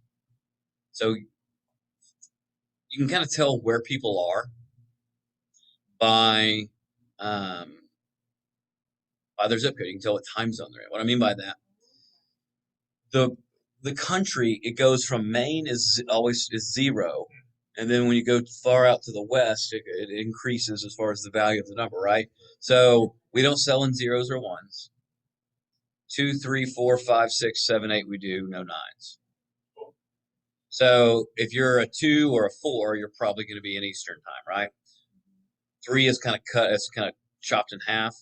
But threes with Georgia and Florida will be Eastern. Mississippi, Alabama, and half of Tennessee, so forth and so on. 7, 6s, and 5s are all Central. 8s are Mountain and Pacific. So you can immediately look. If you see a Texas number, they're in Central, right? You see Missouri in 6s, or in Illinois in 6s, it's Central. The Carolinas are the 2 8s, the 2 9s, 2 7s. Well, no. Yeah, 0 1 9s we do not sell in. So this is what you got to think about it. If it's a super blue state, we do not sell in it because they're going to want you to purchase something government oriented, right? So your New York's, your California's, your basically anything up there, over here. That's how it is. Of course, the whole southeast is we're in. Um, that's what it is. That's really what it is. Like it's like you take this. It's like basically all of this. Skip over and then Nevada, Utah, North Carolina, or Utah and Colorado we're in. This is how it is. All right, back to ISO. So there's your zip code trick of the day, right? So if I look at her, I see 7 5. I know that's Central Time. I know it's Texas, right? It's pretty simple. You'll get to know that a lot better. So your SMS page again, you can just click on the conversation, right? Rhett looks like he's got type 2 diabetes. Everyone else is healthy. Let's see how big of a family. And that might be one you split up. But you can see Rhett would get declined. If everyone else is healthy, people would call it partial decline, where some are, some aren't. Okay. Beefchunk4@hotmail.com is his email address. But you can see he's in Indiana. He's a 4, so local time 11:52. He's in Eastern time. Next page down will be pipeline irrelevant. Don't ever worry about it. I'm going to use this. Google Calendar. I do encourage you. Don't have a Google Calendar. Start using one. You want to sync it with this. Now the reason is, if you have a Google Calendar on your computer, if you can do it, you have a Google Calendar on your phone. If you set an appointment in your system on iCells properly, it'll alert you on your computer, it'll alert you on your iCells, and it'll alert you on your phone. Hey, you have an appointment. Because you don't want to have an issue where you're the one ghosting your own appointments because you forgot you had an appointment, right? So you can simply sync your Google Calendar. I encourage you guys to do that. Absolutely. If you look at mine, you can see it's pretty loaded up. There's a lot going on. So use my personal. Yeah, that's what I use. Dan Benz, which is my personal email. But you can see this is everything. Ooh, I got a 7:30 tonight. What was that? Oh my goodness. This guy. How long ago did I set this appointment? This is so much fun. When I see appointments like this is not even in this one, is it? I have multiple iCells because of just a bunch of different reasons. Just give me just a second, and people watching this video, just bear with me. Job Lippincott was a lead from a long time ago. There's got to be a conversation that was had, but I feel like this is a huge policy. I need to figure out I feel like it was. Let's see how old this lead is. There he is. This is from August 3rd of 2020.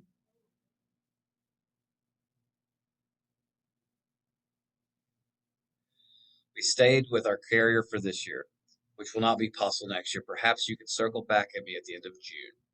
This is in July or January of this year, but I've been trying to reach this guy for a while. I think we probably communicated through email. So this is kind of like deep diving into what happened here. Let's see. Let's go to this email. I'm moving a little quick, but just kind of bear with me. See if I was communicating with him through email. I was. This is August 4th of 2020.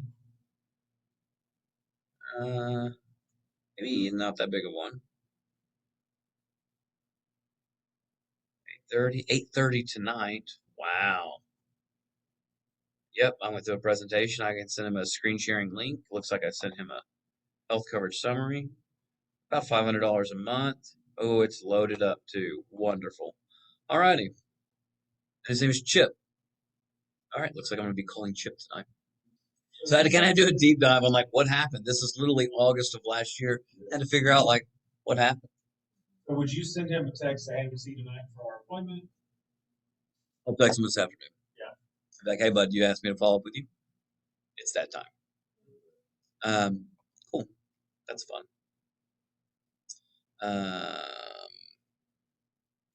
Let's do that. Again, people on future people just ignore. I'm doing. I'll explain this in a minute. Success. Okay. Did you guys request anything on here? Yes, Kayla did. So I'm gonna actually have you guys sync with a different system, and we'll do that here in a moment. So we'll log out, log back into my this one. Wonderful. So, yeah, calendar reports. Don't worry about that just yet. That's kind of like some chapter 10 type stuff. We're just like in the, the what's the first page of it? What do they call a book? Yeah, that shows you how many books I read. I'm an Audible guy. I'm just going to listen to it. Campaigns. I filled English 101 3 times. It's fine.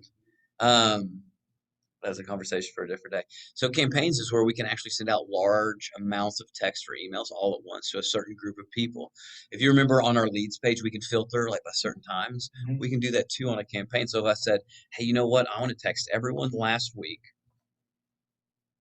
that basically never got a tag, which means I never talked to these people. They're just kind of out there in the open, right? That's 15,000 leads. I run a lot of leads.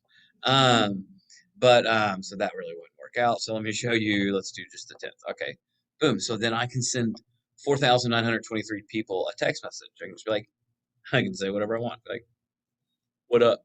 Right? So 5,000 people who's just going to text says, what up? Now that's not going to really probably lead to a sell, but a lot of people will probably respond like, who is this? And I might be able to get into it.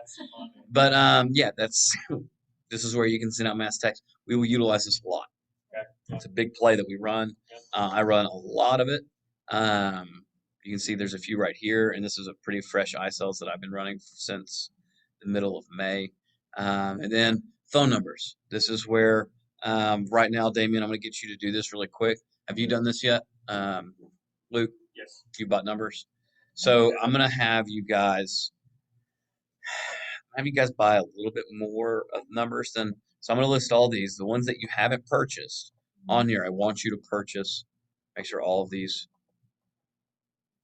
Yes, you're going to have to do some comparing. So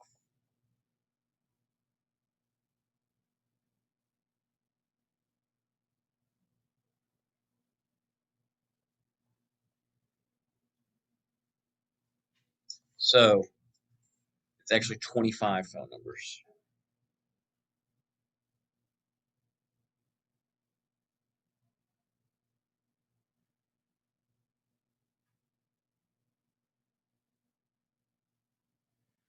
And one thing I want to do really quick,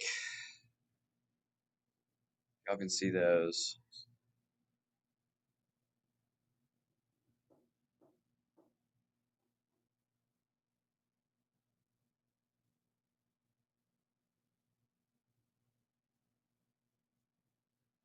Do something really quick for the rest of forever. So I always have this new. Screenshot that for the rest of my life. And that way, so I'm going to do really quick. I'm going to keep those states up.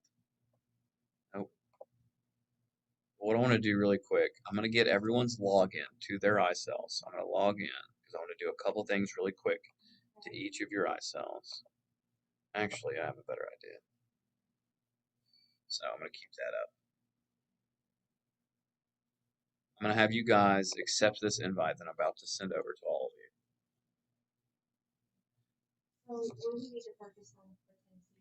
If you already have it, don't worry about it. Account settings, my team. All right, so your email address is yours. You did backwards. Kayla. What's your last name?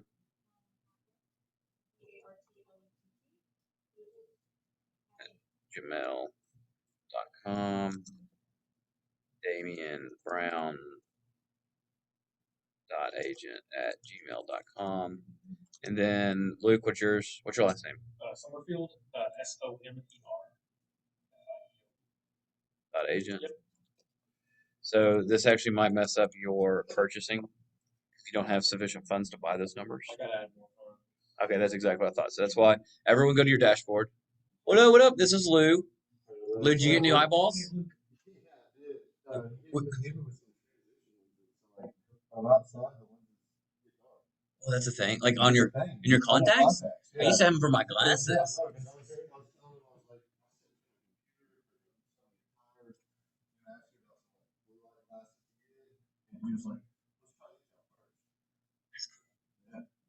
Can you tell?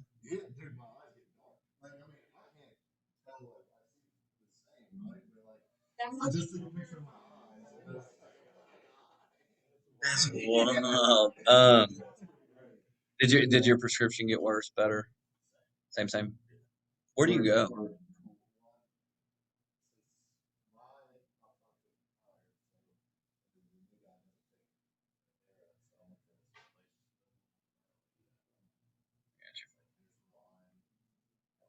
Gotcha. Centerpoint isn't open on Mondays. I guess they're too good.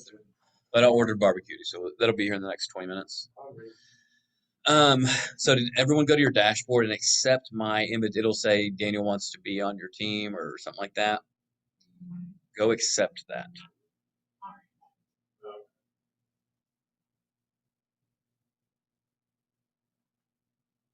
Let me know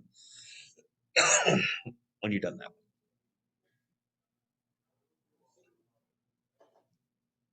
Because I'm going to do something for you guys. So Damien, I see you're there. Luke, were you able to do it? Boom, Luke's there. Oh, wait. We're all there. So watch this. I'm going to fund y'all's accounts because I think you guys are pretty cool. So I used to do $50. I'm doing $75 because there's been some changes. I'm adding $75 to each of your accounts. So what that does, I'm going to go ahead and skip into the billing. Let me just do this. I'm sorry to bounce around a lot, but I want to do this really quick.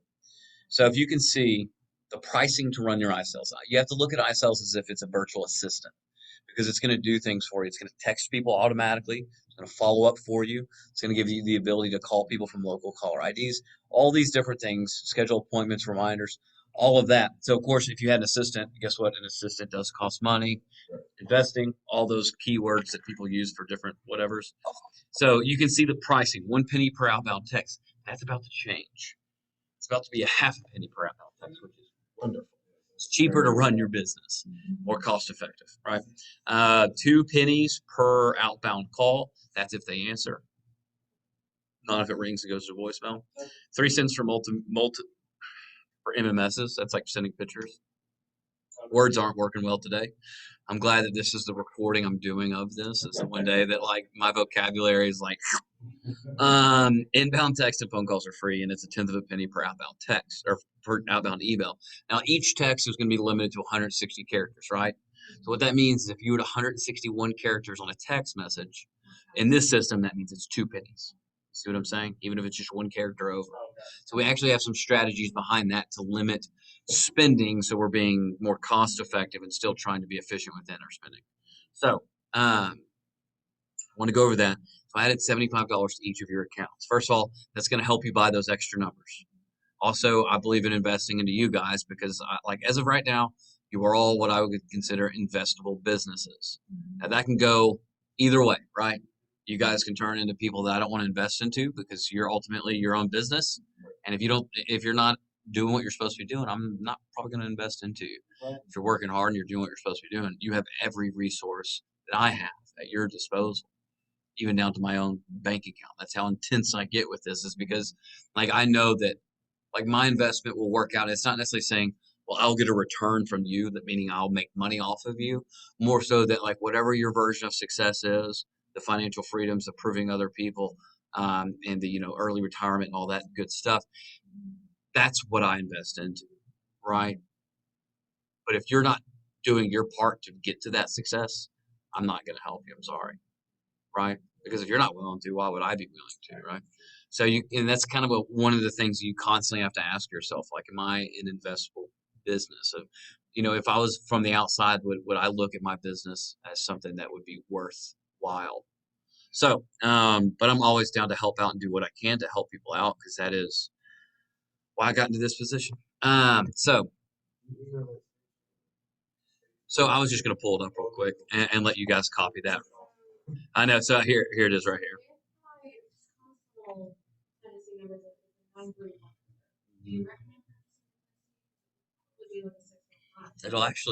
It'll be all, it'll be either of those. I probably, let's see. So if you don't have a Tennessee number, you need a Tennessee number in your system for sure. Um, so yeah. If I go to, let's see what my Tennessee Should number I purchase Tennessee if I have a Tennessee number? So you can see this is a system. This play is kind of deemed irrelevant now. You can see all these different Tennessee numbers: 865-731-629-901 Memphis. So there's a bunch of different ones. So it doesn't matter, as long as it's just Tennessee, right? Because ultimately, at the end, we're just using that as an avenue um, to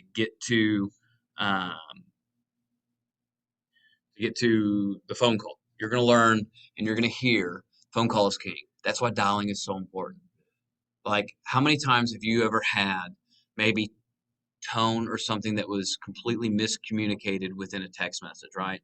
Or like how difficult it is to build a relationship with a stranger through text, right?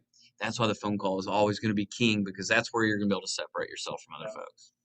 So if you guys didn't buy this the first time, go ahead and jump in there and get those.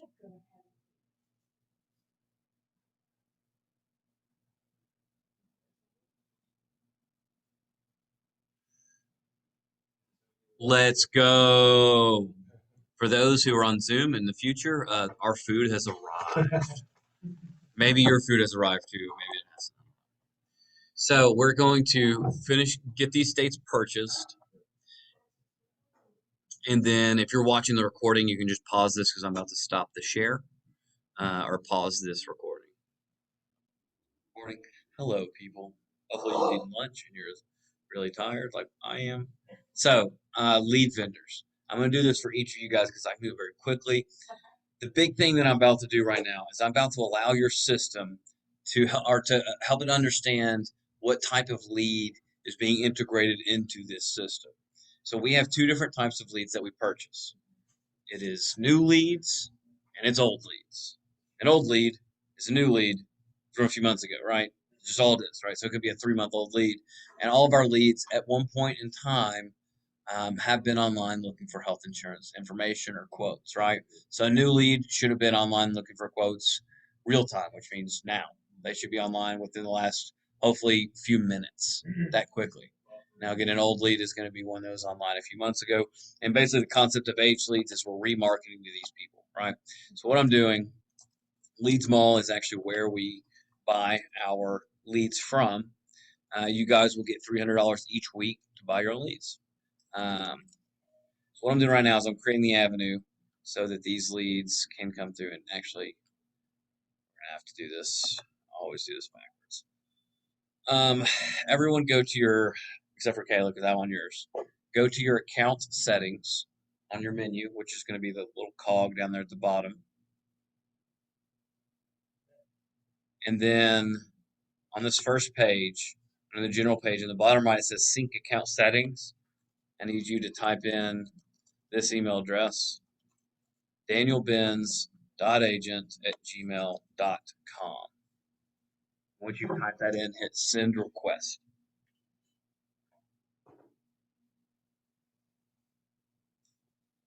And then send sync request. Sign out really quick. Go to that. So what I just did, there's a bunch of text messages and basically there's a lot of different drip messages and all these different preset messages that you will now have basically copy and pasted from mine to yours. Because before, the whole, go to school uphill both ways in the snow type of story, you used to actually have to manually copy and paste these different messages and things in. Now we can just, you sync it, it's there. So, Caleb, jump back into yours. So I'm going to do the lead vendor thing again because I actually messed that up. So leads mall, and for those on the recording, just send that sync request to that same email unless for some reason something has changed. So API code, boom, boom. So what I've done is I've typed in lead vendor, jessica.terrell at ushadvisors.com. Jessica is Andy, if you remember, as a regional sales leader. That's his assistant. She sets all these things up for us. So she's actually going to get basically the instructions to be able to link what will be your leads mall where you buy leads to this system. So when you buy the lead, it comes into this system automatically. So boom, boom. So right here, it's going to end up getting one of the initial text messages. It's going to also get an email and the trigger automation new. Not going to really dive into that too much for on the recording. You people go under this, tag it new, and then select all of these. Simply hit save lead vendor, and then we're going to go back at lead vendor. We're going to my vendor isn't listed. So that first one we just did was for brand spanking new leads. Leads mall gold. Gold means old. These will be aged leads that you'll be purchasing. And of course, more expensive leads, or the new leads will be more expensive because they're hotter in a sense, right? The old lead play is volume.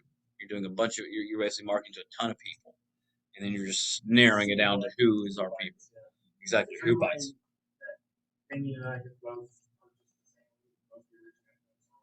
So old leads, probably not. New leads, yes, that can definitely happen. You can buy because there's different leads. We have shared leads, which are new leads that are shared. It means that all four of us could buy the same lead at the same time. There's premium leads, which will be. Yep. So boom, I've set both of those up. Wonderful. Now I'm gonna log out of here. I'm gonna do this real quick. Damien, what's your password? Ian. Yep. What's your password? Yep. Lowercase d. Yep. And all my kids' birthdays. 02. Got it. Okay, sorry. 21, 27, 03. All right, so I'm gonna do the lead vendors very quickly on this as well. Lead small, copy and paste that, email that. New, perfect. Save lead vendor. Great. We're gonna do lead small gold. Boom. Goes out of here. Old lead text. Luke, I'm gonna get yours. Save that. Perfect. Log out. Luke.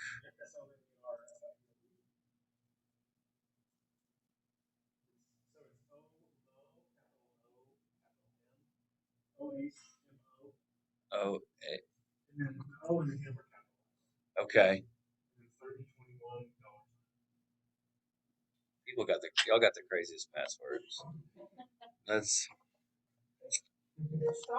They're strong, yeah. No, absolutely, they are very strong. Mine's been the same since I was 10 years old. Whenever computers came around. Alright, save that one. Alrighty, my vendor isn't listed. Last one. Now, the reason we do this is because an aged lead and a new lead do not need the same text messages. Because a new lead is going to get some sort of text message. It's going to come from the angle of like, hey Luke, it's Daniel, licensed health advisor. I saw that you were just online looking for health insurance on one of my websites. All I need is everyone's ages, and I'll run some numbers for you, right? Something like that. Well, that doesn't need to go out to a brand or an old lead. That wouldn't make sense because they were not just online looking for health insurance. So that's the reason we separate these. That's the reason I had you guys sync with me.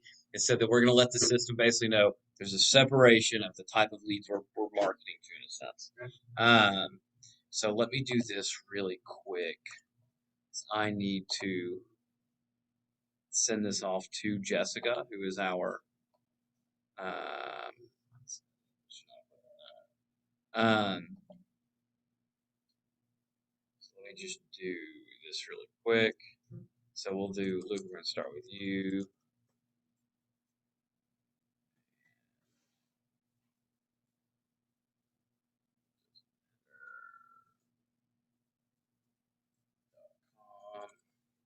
This is also going to get you into a website called USHA Agents.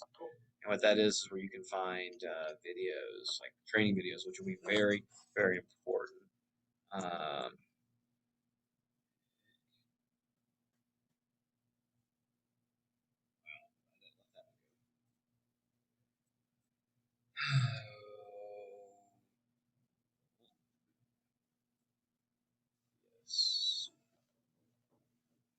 Submit. Perfect. Last one.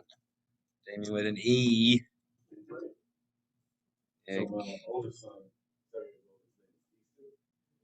That's awesome.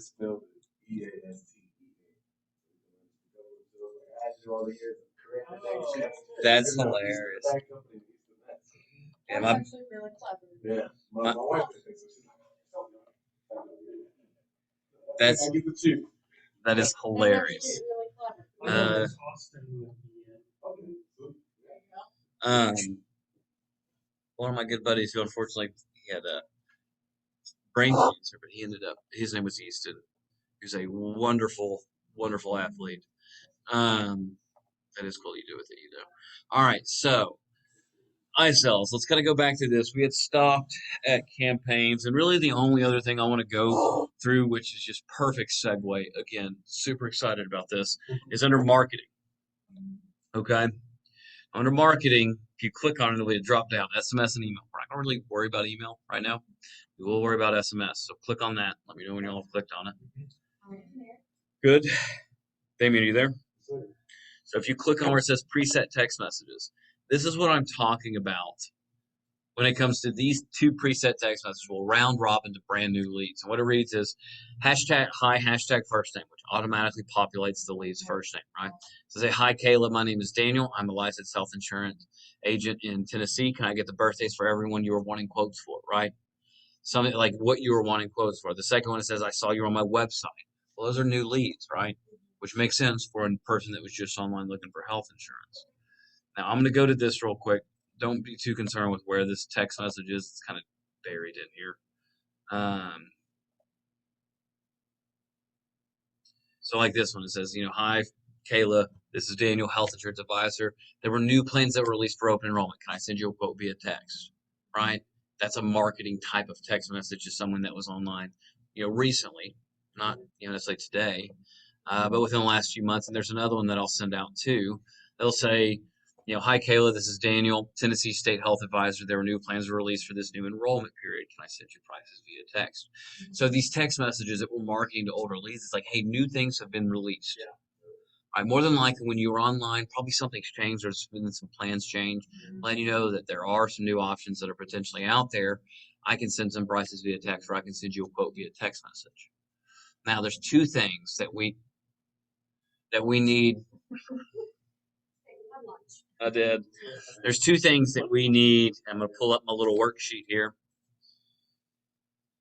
to run quotes, to run these numbers, how to run quotes.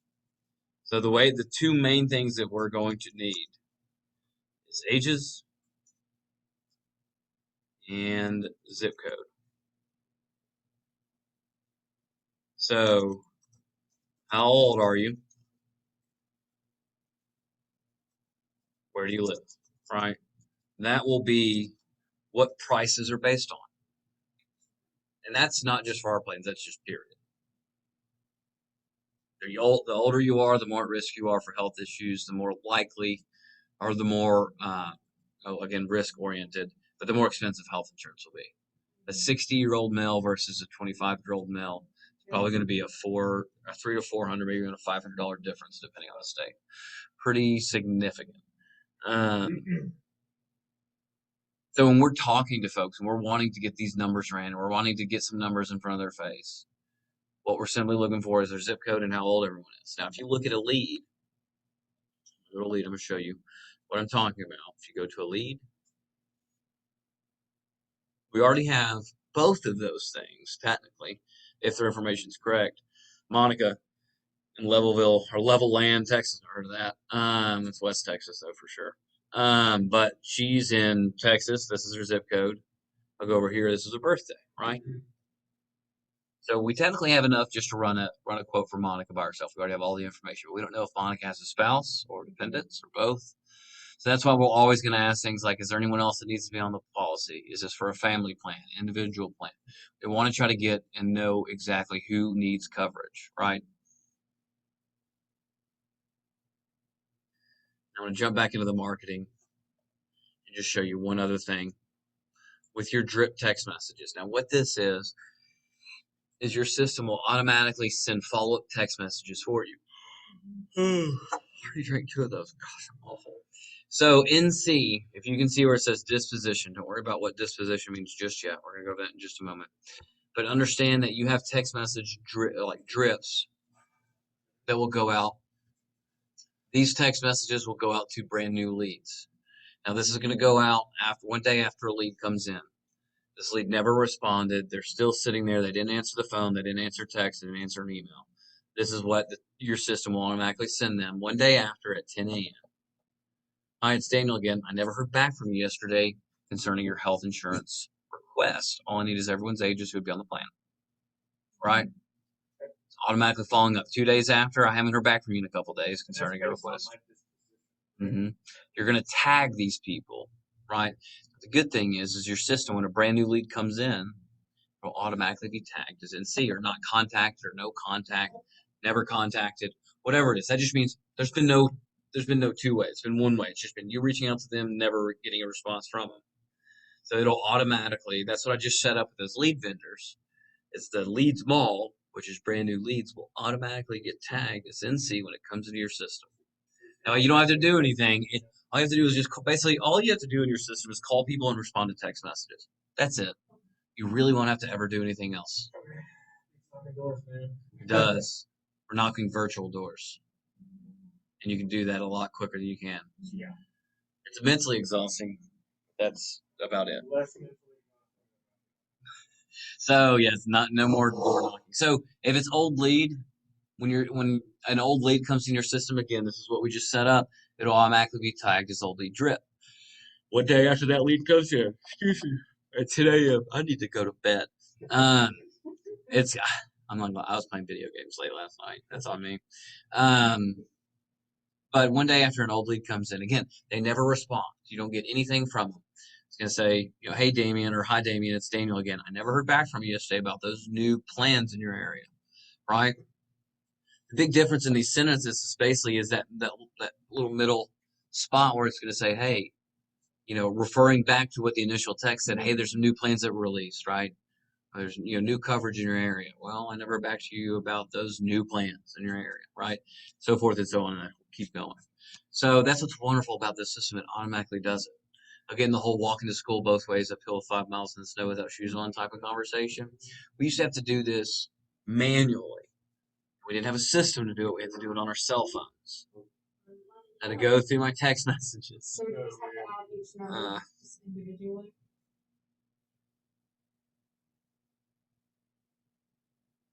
So sorry, I just got another text. So if I go through my text, if I go back to this is how far back my phone will go. I have text messages from March 21st of 2018. This is when I used to have to text off of this phone, and that's and I don't even know how many conversations I have in here. I don't know if it tells me either. You have to copy and paste. Mm-hmm. So it was a lot of manual typing and copying, pasting, and doing all that. So now, of course, it's oh my gosh, this is wonderful. Luckily, you guys don't have to deal with that, and I'm happy for that. So That's just kind of lets you into the dripping portion of your actual system. Um, and outside of that, your tags that we're going to be going through here in a moment are going to be under your account settings, under manage account, and you're going to have some different tags. Um, It'll be the little cog, and then you go to manage account, and you can see some of the settings of the tags. Now, each lead you have the ability to mark it or flag it or tag it as something or disposition it as one of these, and that way you're letting yourself know, you're grouping these people, and you're letting your system know what part of the conversation. Now, these are really going to be mainly used for text message threads. If you're on the phone with people, you're not going to really use these too much outside of maybe appointments set or sold or DNC. Um, but like these quoted, yes to health, yes to budget, all these different ones are really going to be used via text. Now, I'm going to show you guys a couple different cells that I've had through text messaging so you guys can kind of see the step-by-step process that it takes. And what that'll do, it'll kind of help give you the concept, not only the texting and even email templates or threads, kind of how they normally go, but also kind of coincide with your verbal scripts too, which is really nice. But I'm going to take a little bit of a break because this and this are going through me. So I'm going to pause the video for just a moment. So I'm actually going to get into another my old iCells, and there's a particular text thread that I always use, which is kind of a good system to use. Now, as I'm looking this up, what are the two things that we're looking for when we're talking to folks or qualifying questions? Their age and their budget. Health and budget. 50%.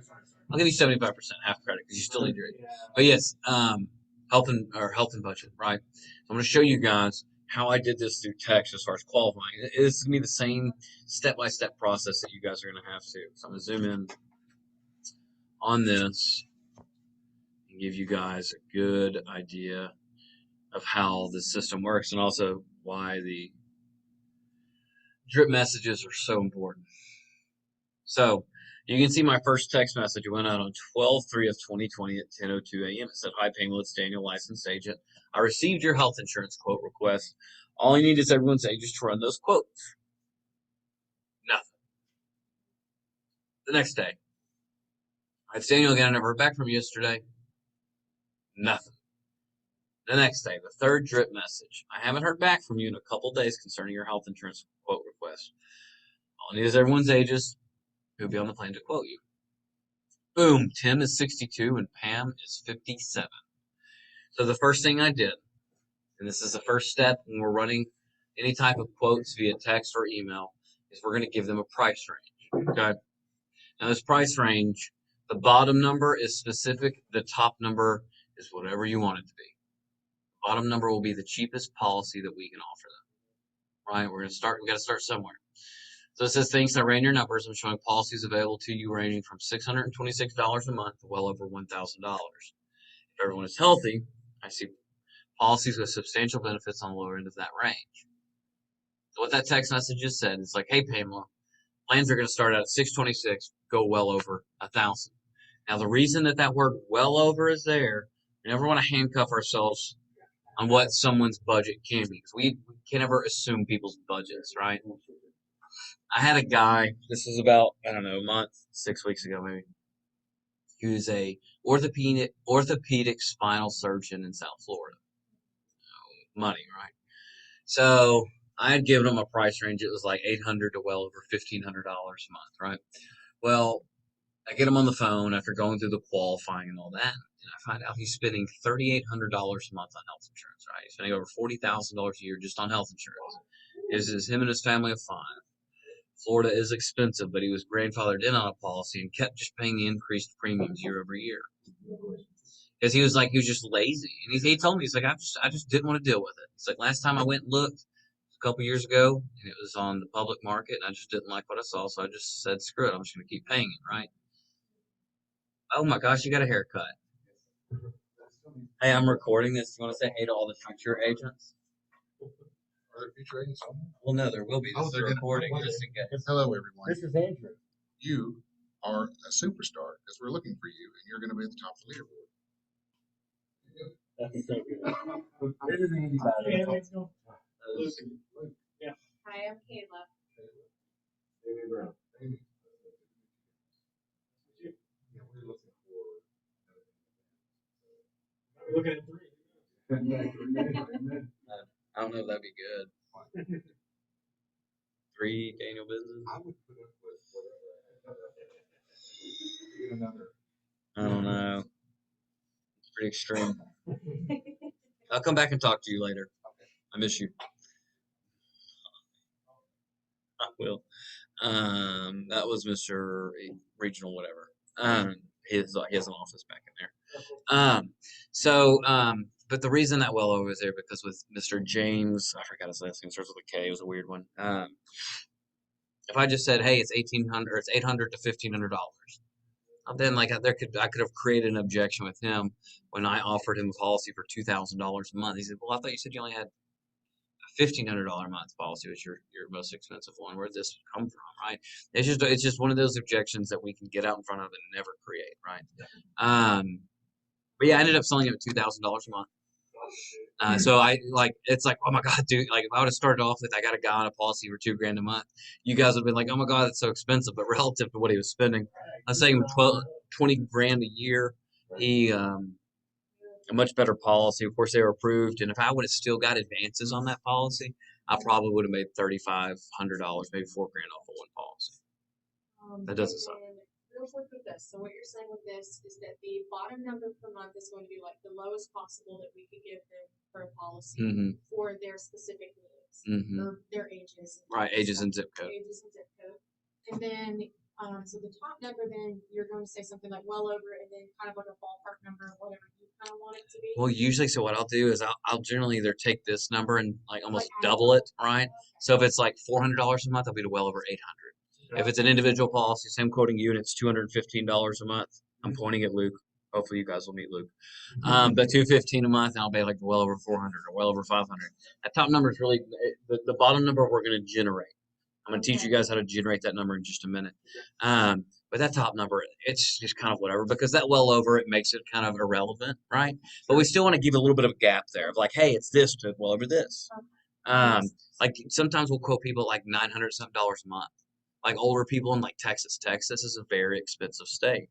So say I was quoting, a 55-year-old and a 58-year-old and they have 2 kids. That's going to be close to $1,000 a month on the lower level. Well, I'll say, $981 to well over 15, or I might even go to well over 2,000, right? It's up to you, but you just want to leave a gap there. You don't want to say it's 626 a month, well over 700. It's like, because that just kind of. And then yeah, it's just like you're not really helping yourself on that. So again, the bottom number we make up, the bottom number we generate, top number we make up. But what I did right after this, so what I'm doing is I'm setting myself up for the budget question that we will be asking with this price range, right? Price range of options. But first, let me ask about your health. Does anyone, or if it's an individual, it'll say, do you have any pre-existing medical conditions or take any daily medications? Now, the new text I have, it just says that need to be covered at the end of that because it makes it a little less. But, does anyone have any pre-existing conditions or medications that are going to need coverage for? Yeah, and there's preset text in here, and I'm going to show you guys how to operate through those in just a moment, too. But right now, like the first thing I'm trying to do, and I always picture this left to right because I operate, most people do left to right, is health is the box on the left I'm checking. Budget is on the right, okay? So I'm going for the health question. She says no, but Tim smokes. Now, tobacco use is not going to be a big deal. It's not going to influence anything. There is a policy that we offer that it definitely can. But for right now, for this conversation, it's not a big deal. And I even say that, not a problem. Does anything in that price range fit within your budget? Now we're referring back to the price range. That's why we give it. You see what I'm saying? Okay. So, say it one more time, sorry. no, you're good. So we're asking about the price now that we have the health box checked. So the reason we've given that price range is because now we're referring back to it. So if you kind of want to have like an order of operations in your head, remember PIMDOS? If you, exactly. So it's parentheses, exponent, whatever, multiplication, division, addition, subtraction. I can't really remember. So, but with that, your order of operations is price range, health question, budget question, set appointment. That's it. That's like it's a 4-step deal. So your 4 steps. First, give them the price range. Send them the quote. Immediately after, you're asking the health question to check your health box.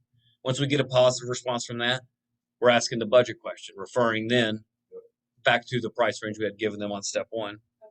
Fourth thing is going to be setting the appointment. It's that quick. Okay, so kind of how I'm seeing this, like, so kind of like. That's fun. So, you're giving them the price range first of what they've been, so you're asking them those health questions because you're not really going to continue forward if they have an outstanding health condition that you just know, like, let's say they have type 2 diabetes. Yes, that's perfect. Yeah, diabetes is a perfect one. You're not going to move on. We're going to send them somewhere, So right? you don't want to waste their time getting on the budget, so or waste your time if they have a health condition. Exactly. Okay, that makes So sense. future people, Kayla just asked, like the reason that we're asking the health question first, because if we run into someone that's not qualified, budget doesn't even matter at that point. We're probably going to send them elsewhere. So on the web, on the Team Hunter website, there's the top 10 Mhm. locations. Is diabetes number 1? It doesn't have a listed rankings. Does that metformin is number 1? Medications on the left, and then it's like the health reason for having the medication. Right. I gotcha. And we're going to go over in just a moment. I'm going to send you guys an email. It's going to have the underwriting guidelines, which are going to be the guidelines where we determine who is healthy and who's not. And it's also going to have the verbal scripts, which is going to be, you guys are going to, that's basically going to be your homework tonight, is looking over those verbal scripts. So when you guys come in tomorrow and it's day 1, that you guys sit down and you kind of have an idea of what you're going to be saying on the phone to folks. So you do have homework.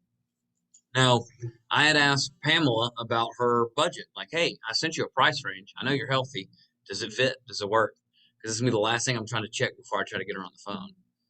She says closer to the $650, but is that for both? Now, I see that and I'm like, okay, even though it's on the low end, it's not really where I want to be.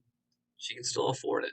More than likely, even at $650, we're still going to be the best option for her at that price, right? She's still open to it. Yeah, exactly. She's open to it. That's a good way to put it. I said yes. The next step is to get on the phone to narrow down and discuss those different options. When would be a good time for you to do that?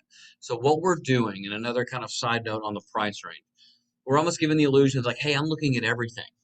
Because there's going to be times where someone's going to ask, who are you with? Who do you work for? And if you say U.S. Health, they're going to be like, I have no idea who that is, because U.S. Health is not the insurance company. They're like the marketing arm for the insurance company, right? So like when I go to the doctor, I don't tell them that I have U.S. Health as my insurance, because they're like, who the hell is U.S. Health? Like, no, you just say United Healthcare, right? But we will tell people like, hey, we're independent agents. Because you have you're a 1099 contracted agent.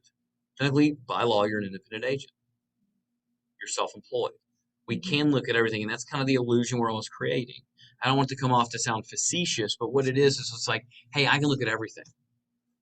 I can look at some private plans. I can look at public plans. Basically, I can look at, oh my gosh, what? No, what did you do?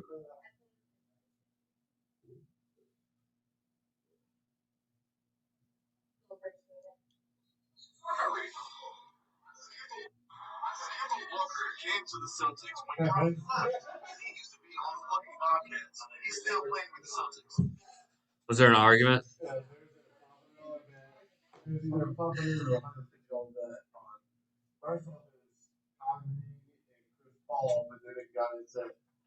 Wait, who's better? All right, we're back. So back to this. So the next thing I'm talking about getting them on the phone, and when I say narrow down and discuss those different options again, it's because it's like, hey, plans will start out this, they're going to well over this. This is like a one-stop shop type of deal.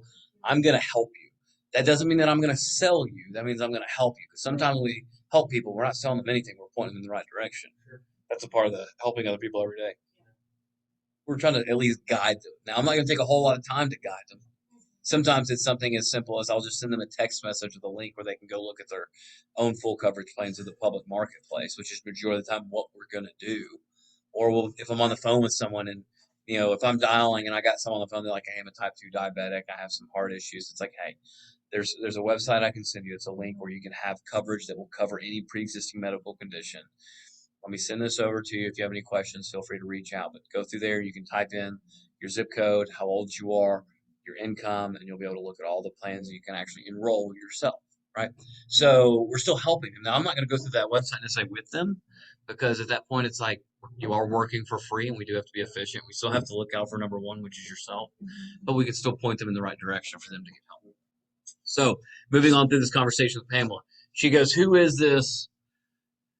I think she was trying to say, who is this through and can you email me information, right? So I send her, hey, there's over 60 different plans. Again, we're looking at everything, right? They're different companies with different benefits, deductibles, copays, etc., which makes it very difficult to email all the brochures and explanations.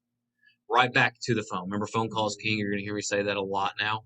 So the next step is to get on the phone and narrow down so I can send some information because ultimately, when we get on the phone, we're going to email them a link so that they can see our computer screen.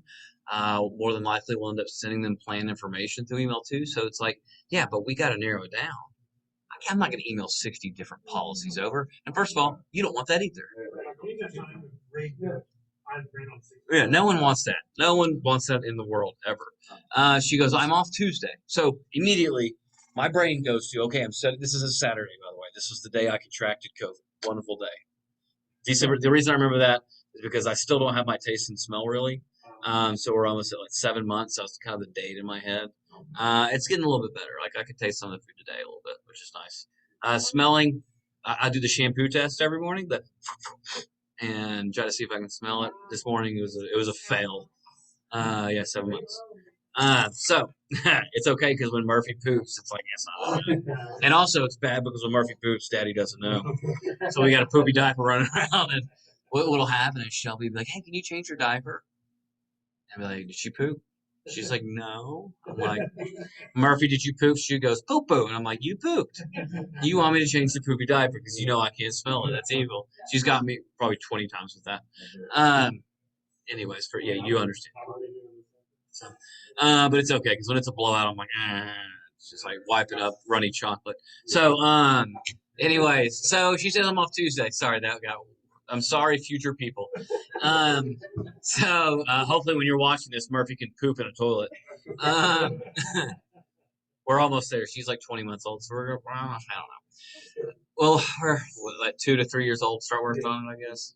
See, the thing is, real quick, side note, Murphy's hopefully about to transition into the next classroom. That next classroom at daycare is when they start merging into potty training. So it's like we don't want to get too ahead of ourselves and try to really work with her when we can do it at the same time as their daycare. Like when they start, we start. It just makes sense because she's there 8 to 12 hours a day. I mean, when she sees other kids doing it, she'll want to do it and all that good stuff. So, but Pamela says something, and it's totally validated. I'm off Tuesday, but I need to make sure who I'm speaking with before I can give out any personal information. I've been on websites looking for health coverage. I'm not sure who you are. I'm just trying to be careful.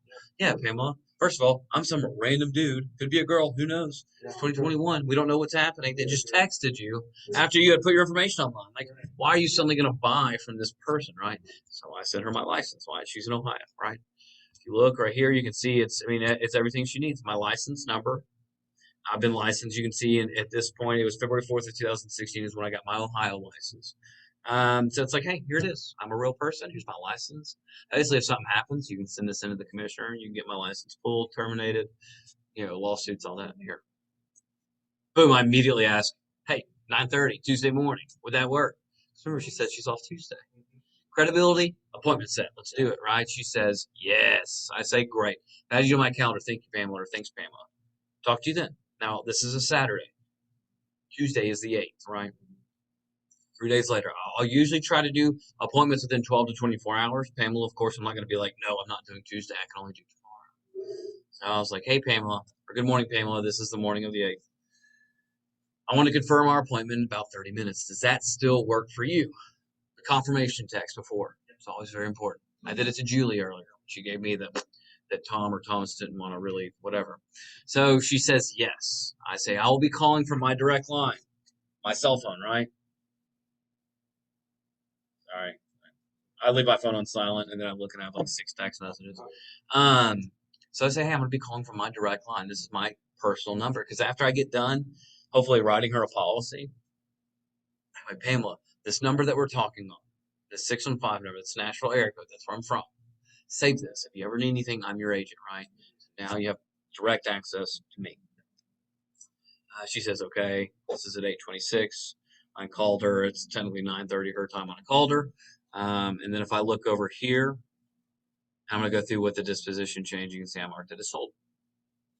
Marked it as sold at 9:25, which was technically close to an hour after I'd gotten done.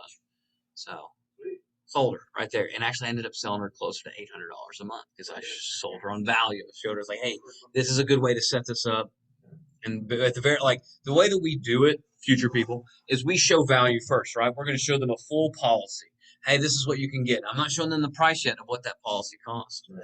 Until I'm done, I say, hey, Pamela, this policy costs, $789 a month. As far as price and coverage, you think this makes sense for you and your husband? Yeah, Daniel. Even though she said $650, yeah. Still, and it's because, like, a lot of people are going to lowball you. Right? Why would they not? They want to get the cheapest $650. She's like, she just chose the next closest number to what I put her $626. She's like, $750. Why not?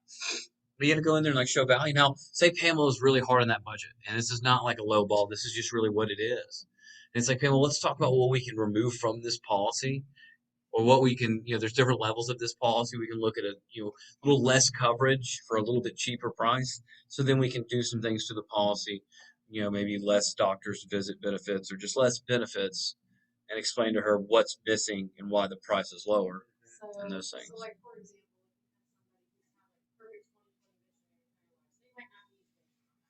Exactly.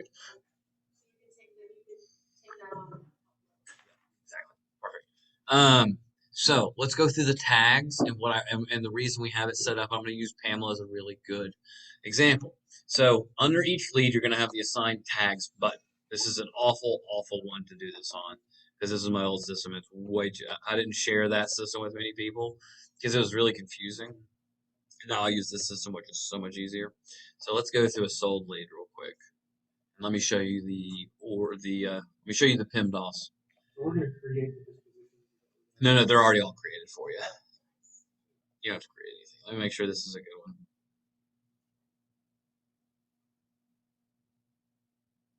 All right, let's just look at this one real quick. We're gonna look at another cell real quick, and I'm gonna show you this. So this was less than a week ago. This is 6 days ago. Yeah, this is Damien. Not the cool Damien, though. So it says, hi, Damien. This is Dan. I use Dan, not Daniel, because it's less characters. Remember, 160.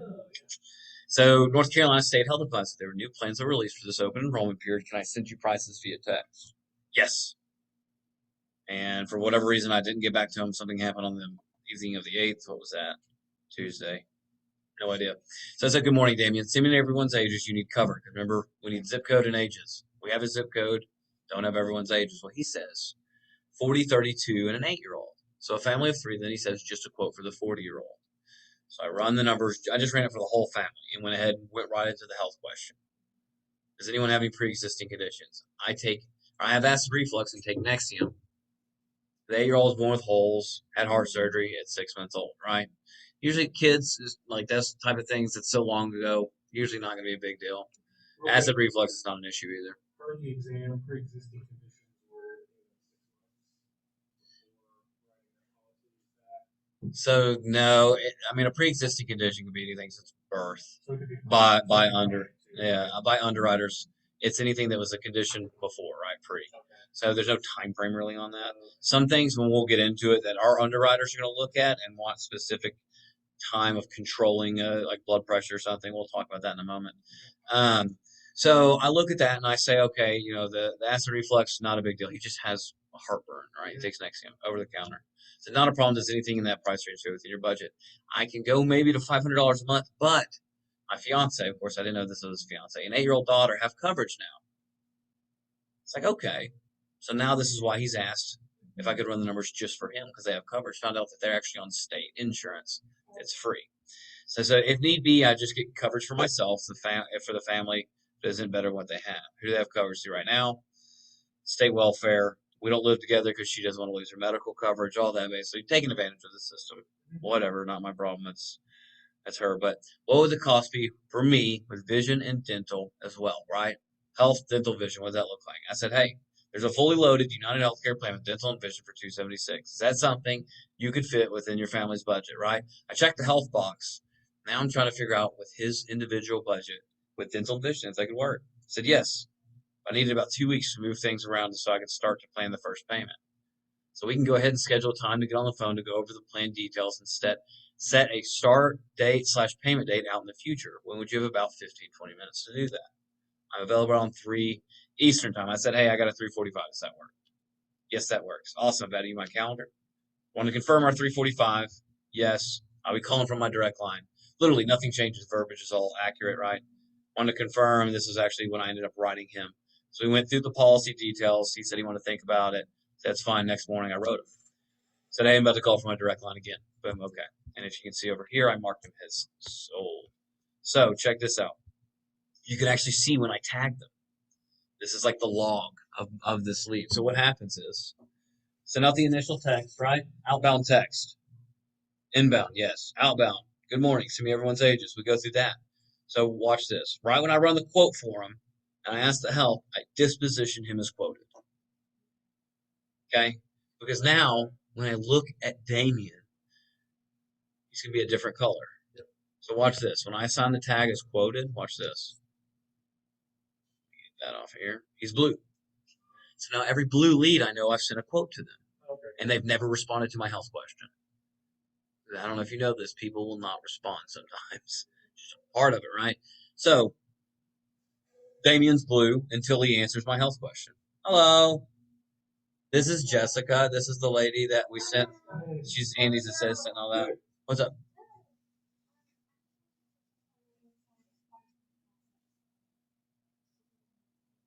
I did get the email. I don't understand some of it. Okay, I'm glad we're on the same page.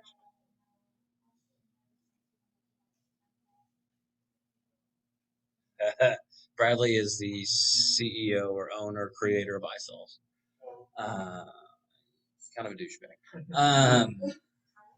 Okay, I tried to be nice. I try to be nice. I hope he watches this video. Bradley, you are a douche.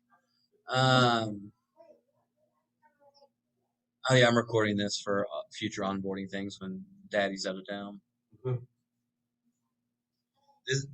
Come say hey to everyone. Come here. Yes, you need to say hey to all the future agents. Come here. Just hey, Facebook hurts Jessica Terrell. She's also a singer-songwriter. You can listen to her music. It's wonderful. Bye. So that's Jessica. So, but after, and again, everyone's quoted that has never given price range to and never responded to the health question. Now, once Damien did respond, if you can see, he said, I have acid reflux. I looked, I was like, yeah, that's not an issue, right? There's probably going to be some more questions I want to ask on the phone more in depthly about some health stuff. But from the first glance, we're going to say it's fine, whatever. So we're just trying to get him on the phone, right? So, and again, like, this one's kind of more of a gray area because of the holes in the heart and everything, but acid reflux is not an issue at all. Like heartburn is not a major health risk, right? You just take your medication, you move on. So I said, not a problem. Does anything in that price range fit within your family's budget? So now we've got the health question answered. Now we're waiting on the budget question. So after I get the health question answered, I'm just going to put yes to health. That's another disposition tag. So I'll go to assign tag, and it's actually in order too. Quoted, yes to health, yes to budget, appointment set. So it's like remember that 1, 2, 3, 4? This is what it is. So you quote them. Nope. Now we know Damien's healthy. Now we're just trying to figure out if he can afford it. Once he says he can't afford it, I'm going to put his yes to budget, that he is, in fact, has the ability to pay for it. Now, once I get the appointment set, I'm going to put him as appointment set, right? And then the last thing I'm going to do is either I'm going to mark it as sold or maybe a do not call or maybe a not qualified, but it's the last one that I mark it after appointment sold will ultimately probably be the last disposition tag on that lead. So boom, mark it as sold. Boom. And that's kind of how the step-by-step process works in your brain. If you're a visual person, it's like it's a health, it's a budget, it's an appointment set, it's hopefully a sold. That's it, every single time. And you just tag them. Now, the reason these tags are so pertinent is check this out. Future people, this is big. So say Damien, I quoted Damien, say Damien never responded. Say we get to, 8 p.m. and you're like, I'm done for the day. You close your laptop, you're chilling out for the rest of the night. Damien never responds, but he's still marked as quoted, right? He's just sitting there in your system. Our system will automatically follow up with everyone who's marked as quoted tomorrow at 10 a.m. Hi, Damien. It's Daniel again. I never heard back from you yesterday. Are there any pre-existing conditions or medications that are going to need to be covered? Your system will follow up with them automatically. And then if they're healthy and they ghost you, hi, I never heard back from you yesterday. Does anything in that price range I'd sent over fit within your budget? And then if you find out they can afford it and they're healthy, boom, this is a pipeline person. That means this person can get through underwriting and they can afford our insurance premiums if they were to be drafted out of their own bank account. And it's going to say, hey, I never heard back from you yesterday. The next step's to get on the phone. Now you have a text message to all the people that are super duper qualified that is going to try to set an appointment for you. That's why it's so important to be up to date with your tags, because you're letting your system know, if you don't text me back, my system's going to text you tomorrow. Exactly. Because if you leave someone that's healthy as a quoted, you're gonna ask about their health again. Does that make sense? That's just going to sound automated and spammy. Very spammy and robotic, right? We want it to be like, basically the drip message is basically going to reword the last question you asked them properly, right? And then the Hail Mary. So yeah, exactly. So it's quoted, yes to health, yes to budget, appointment set, sold, hopefully. That's it. And that is what you guys do. Like, your job as screeners is to find the healthy people that can afford it, and that's it. You don't have to worry about the actual health insurance plan, worry about how it works. You just got to find those people, because once you get them, you give them to a leader. That leader gets them on the phone, shows them the policy, goes through it, sells it, you get 80%, plus you just learned the whole process. Because right now, where you guys are, again, we're going to refer back to my beautiful document. We're going, you know what? We're changing colors now, people. We're going to go yellow with red. Let's do that. Oh, no, that looks awful.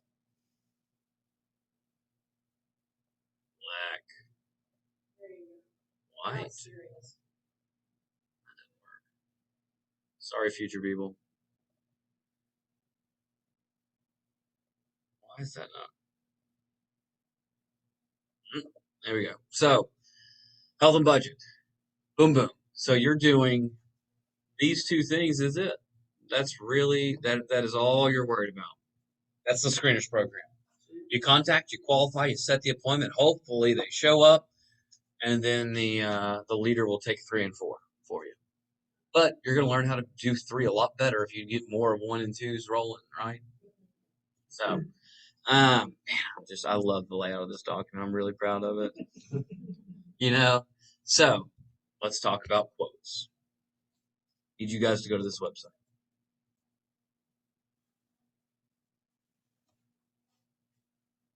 Have that in your address bar.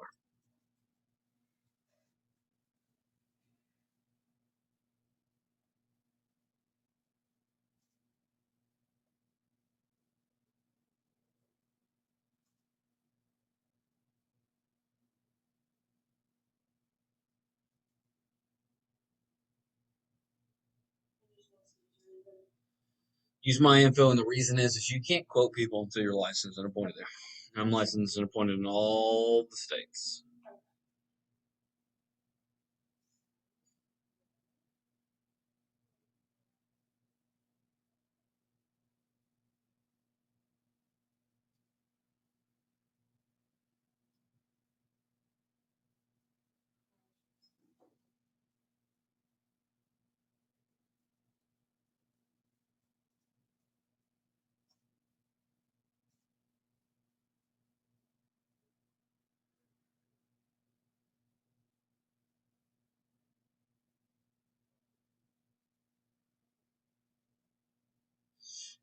All of those steps. Oh, someone pushed me. Who did it? Damien, were you number 1? You're number 1. Who's the first? Who else is going to be the second one?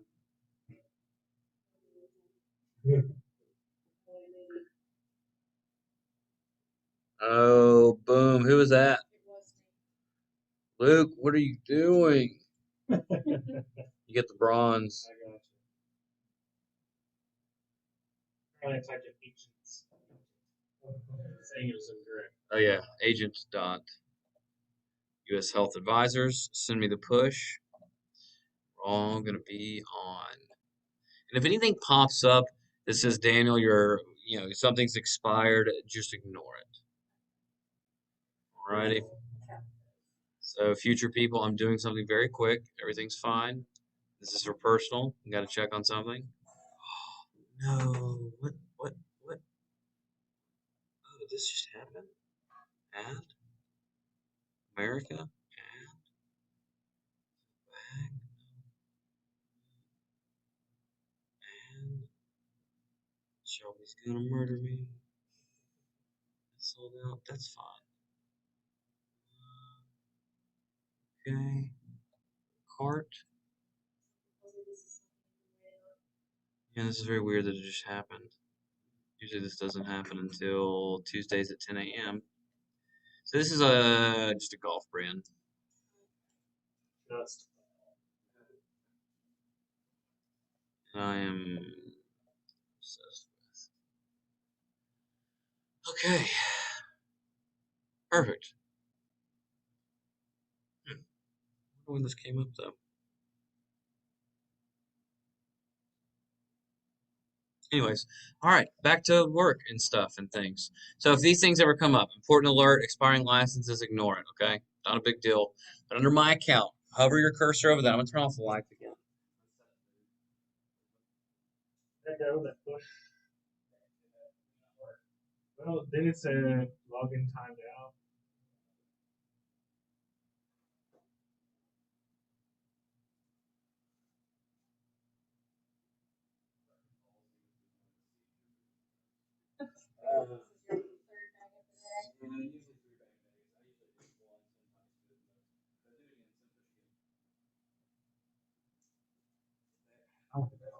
Something last night. I love baseball, and there's a video game I've been playing a lot of. I've just been playing too much.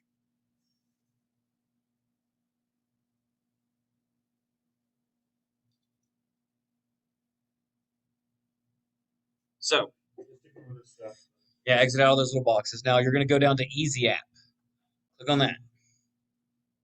Okay. There should be, boom. This little deal will pop up. You'll click on that. I'm so glad this just happened. If this page ever pops up,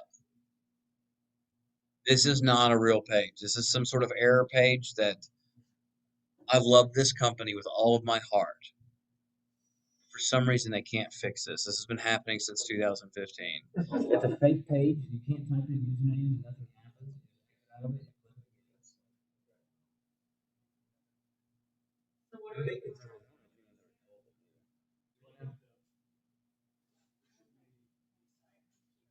That's great.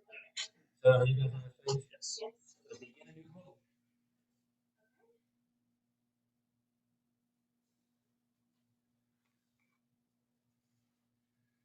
So, what do we need to run people's numbers? How do we get that first number? There's two things. Yes. How old are you? Where do they live, right? Because someone, like if I quoted a 40-year-old male in Texas and a 40-year-old male in Ohio, two very different numbers. Texas, super expensive. Ohio, super duper cheap. So you'll notice states that we quoted will be different prices. Is that So, because of the general health of the general population? I don't know. I really thought about it too in-depthly. That's a good question, though. Maybe more people in Texas? Greater population, maybe? I.e. more claims paid. More money's coming in, maybe? Yeah, but then there's the law of large numbers. I don't know. That's true, too. It should be cheaper. There's something in there. It's a weird algorithm. Yeah. That's way over my head. Oh, it's over all of our heads all at the same time. We're just like, alrighty, so we're going to run some fake numbers real quick, okay? So under zip code, type in 37075. This is where I live. Okay? Now, under product, you're going to select Premier Choice. Okay? Now, primary details. This will be my birthday. We're going to do 02061990 Now we're running quotes, guys. Height and weights don't matter. So you're going to learn that everyone is 5 foot tall, 100 pounds. No, you can do 02061990 and it'll auto slash it. So you said we don't put the height and weight in? You just put 5 foot 100 pounds. It's just a fake height and weight. Oh, since we're not. Yeah, we're not really trying to do anything with this, right? Because there is a height and weight range that we'll go over here in a little bit. But right now we're not worried about that. We're simply trying to get the bottom number because we don't even know about their health yet, right? So go to add spouse. And we're going to add Shelby. 4/6/1996. She is also, me and her the same height and weight. It's wild. We're both 5 foot 100 pounds. Okay, let me know when y'all are there. I'm going to crack open a cold one.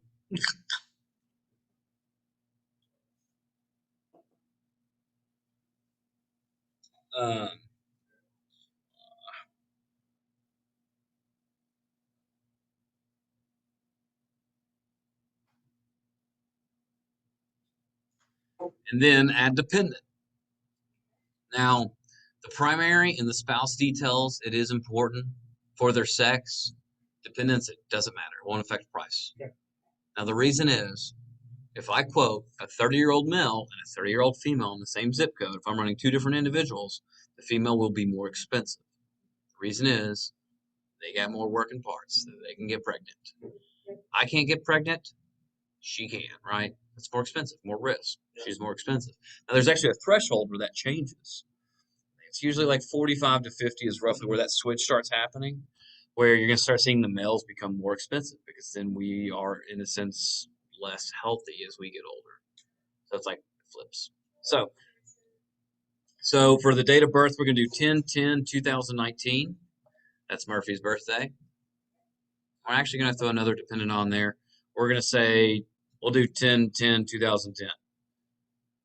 I had a child somehow 2 years after high school. So we're on a pretty young, healthy family of four. It's kind of what we're looking at right now. So when you guys get that, let me know. Click continue. And then under this section, sorry, my phone is also blown up. Whoa. So where it says plan option, this is the only thing that will ever change on this second page. And again, this is the way, what we're selecting, what we're doing is simply to get the lowest possible number. Okay? So we do plan option 1. Everything else auto-populates. That's all you have to change on this page. Okay? And then click continue. The last thing we're going to do before we get our final number is on this third page. At the very bottom, it says association. We're going to do Pearl level. It is. It's the cheapest possible level. And you'll learn about associations and all that fun stuff later on. All you need to know is you're doing Premier Choice, Plan 1, Pearl is what you need to just ring through your head. I'll type that out on my awesome document that I'll send you guys. And future people, I'll send it to you. So now, what number did you guys get? This under monthly payment. It's the middle one. What does your monthly payment say? Has everyone got that? Can I go thumbs up? Future people, I don't know if your thumbs are up. I hope it is. The 2 parents and the 2 kids. Right? Okay. Perfect. So in this situation, if I'm running these numbers, I would say Kayla, this is your family, right? Okay. Kayla, plans will start out at $467 a month, then go to well over 1,000, right? It's kind of double, right? You see what I'm saying? You could do to well over 900. I mean, you could, in a sense, even do to well over. Yeah, because you're giving yourself a. Now watch this wildness. Are y'all ready for this? Let's go to the public market. I'm going to do this. You guys don't have to do this with me. I want to show you guys what it looks like for the same family. I'm a 31-year-old male. Continue. She's a 25-year-old female. I'll mess that up. We have a 1-year-old female. Somehow I have a 10-year-old boy who's really good at baseball and basketball. And then we'll just say that so we don't get any type of tax credit. So the cheapest possible policy, the same metrics. $16,000 deductible. $467 a month is the cheapest that we offer. The cheapest that the public market has for that same family, the same everything $1,047, but there's a $16,000 family deductible. Basically, 17 grand. But prescribed generic drugs are only $25. Even though if you look, statistically speaking, generic prescriptions are generally under $10 for cash payments anyways. You can usually get a generic for like $5. Does that mean the network is really small? So an EPO network is an exclusive provider network. You don't want your network to be exclusive. Right. You want it to be broad, right? It's not cool to have an exclusive network on your insurance plan. That's bad. But yeah, it's $1,000 a month. There's 64 plans. Remember how I sent Pam that text said, hey, there's over 60 plans. That's what I'm talking about. There's a lot of different plans. And say I get on the phone with Pamela and say she is willing to send $650 a month, but then she starts telling me about her diabetes that she left off.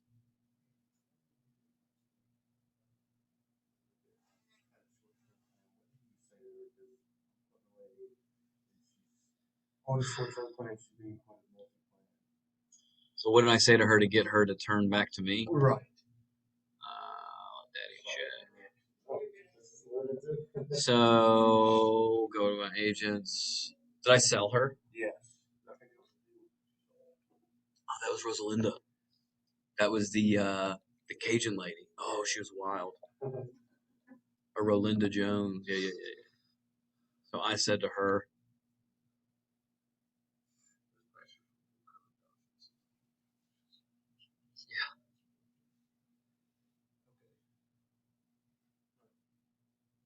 boom. Oh gosh, that's so expensive. So this lady, what he's asking, Rolinda was on a cheaper policy. She was not on a very good policy. I did 983 to well over 1,500, if you can see. It's a cheaper policy, but not good. Oh, not at all. She says Rolinda thyroid meds. I pay myself cheaper without insurance. Those are expensive policies. So she kind of disqualified herself almost. But I said, hey, those are the full coverage plans. The plan you have will be substantially less because it's not comprehensive. Oh yeah, I remember what she did. She sent me the plan that she had. She sent me a screenshot. It said Advent Health, short-term medical. That's what STM means.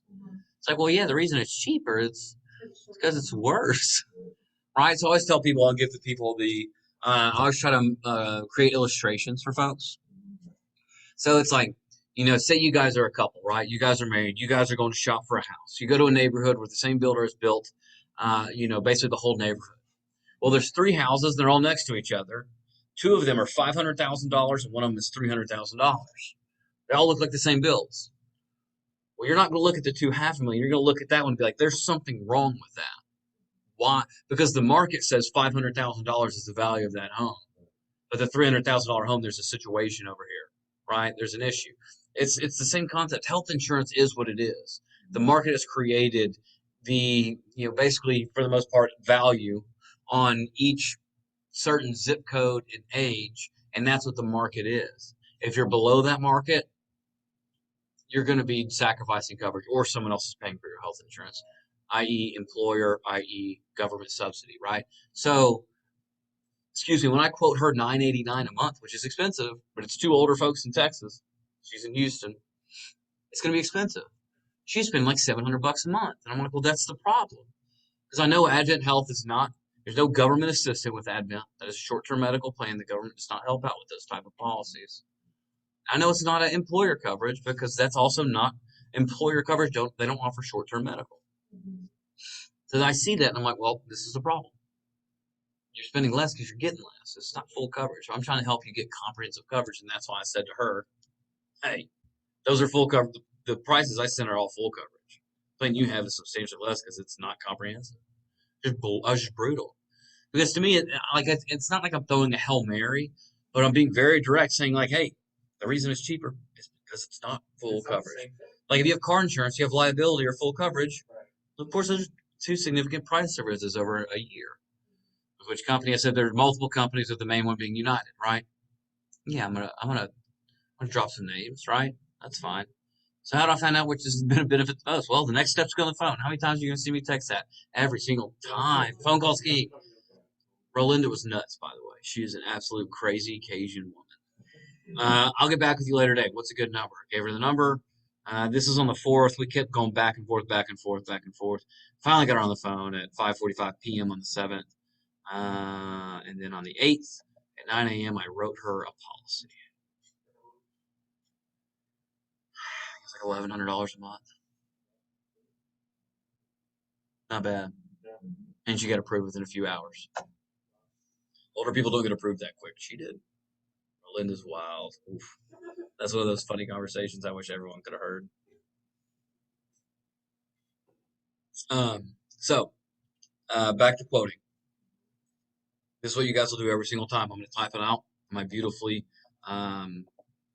orchestrated whatever. So we quote Premier Choice is the product. Okay. Product. Premier Choice. We do Plan 1. Plan 1. Association will be Pearl. What we're looking for. Oh, I hate that. We need all this on.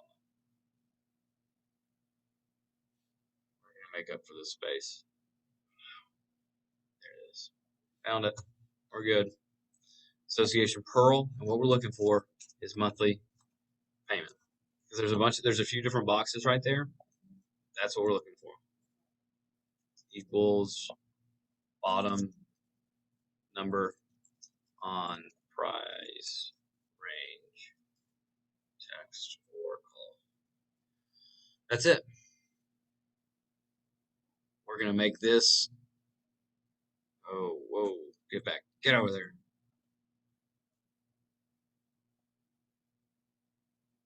Really struggling right now. I want to make it red. Yeah, that looks good. So, that's it. That is how we quote people. Now,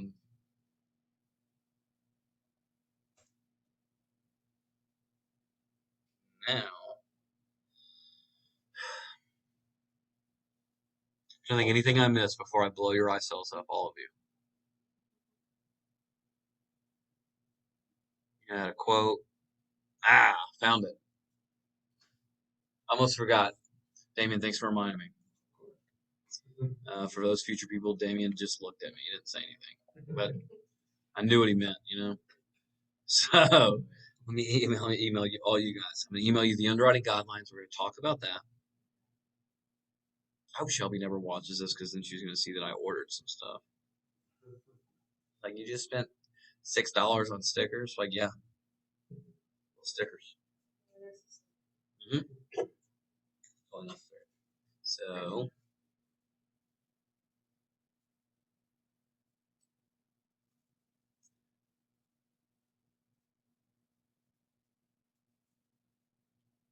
Damien with an E. I'll never forget that.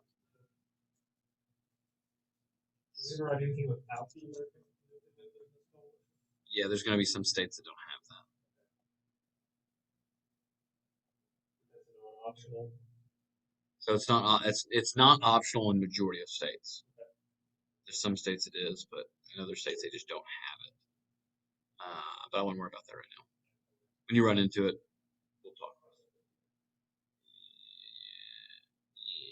it. And yeah, I made this MP file in 1954. That's incredible. I don't think that's true.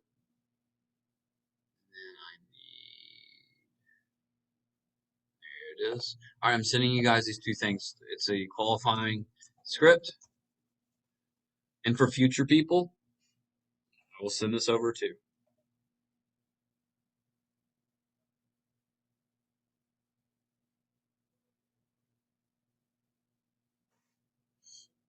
Alrighty, let me know when you guys get that open.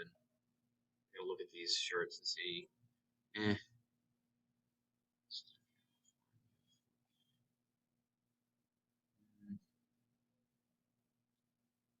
pretty.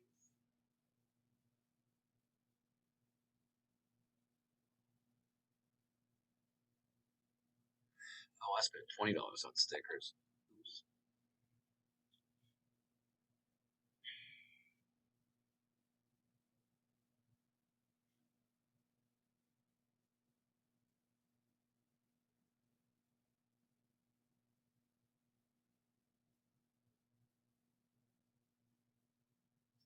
Let me know when you guys get the email, and I want you guys to open up the underwriting guidelines. Let me know when you're there. They win. You have to say when. All right, so I want you guys to go down to page 10. This is going to take you to our height and weight chart. There is a height and weight chart. You know, if someone is 5'2" and 380 pounds, we can all agree there's probably some sort of risk there with their health. Right? So if you guys can look. So first of all, I want to tell you guys, I want to be brutally honest. I've been here for 6 years, and I know a lot about a lot. I have no clue what these middle two columns are.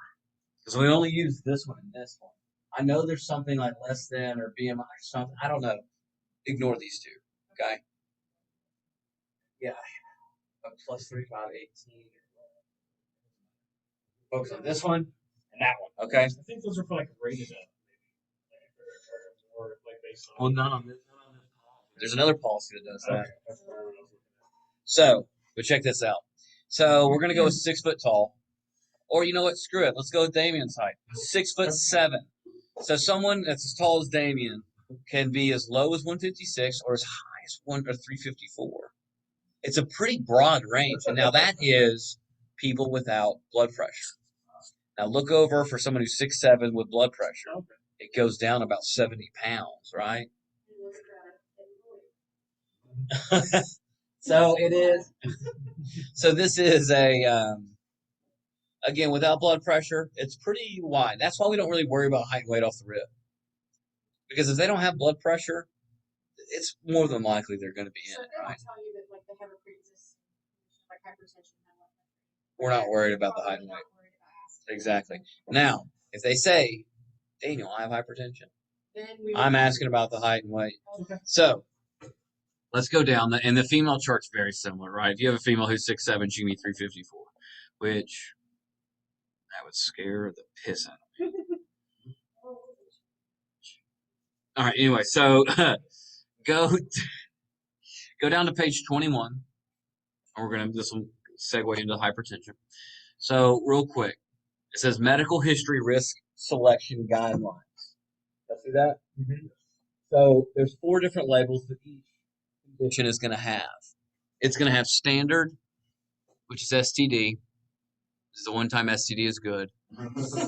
So IC, which is individual consideration. PP means postpone, and D means decline.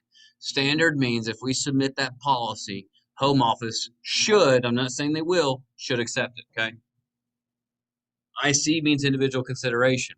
When we get an IC, more than likely home office is going to want more information from the client, whether it's in the form of getting actual blood work or it's in the form of asking for a specific medical record from a specific facility, which they can do that. Where they can, call Damien's office and say, hey, we need the last 5 years of Damien's medical records because we're going to be underwriting him medically and see if everything's okay. They can do that. Postpone means we're going to have to wait to submit the application after a certain time frame. You guys can figure out what D means. Like you can, go ahead. Just to kind of make sure I'm getting this right. So for example, I have asthma, so I scroll down to asthma, and I have mild asthma. It is one of those things where I just have a rescue inhaler if I need it. So that's labeled that's STD. That's that's pretty standard. Yeah. Again, yeah. You have an STD asthma. Yes. Standard asthma. Whereas, like for example, someone like my mother who has had one all of her life, she has very severe asthma. She would be so severe. Right. And that's like, so that's a really good example. Like you got to ask questions, right? Because like, I don't know how transparent your mother would be if you asked about her. Oh, I have asthma. Yes, you have asthma.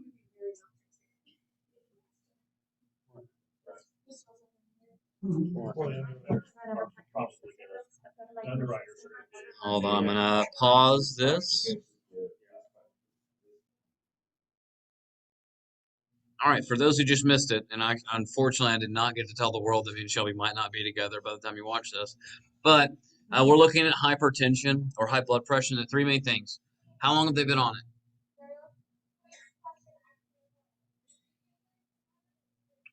What? I think it's 200. and hope is 250. Okay.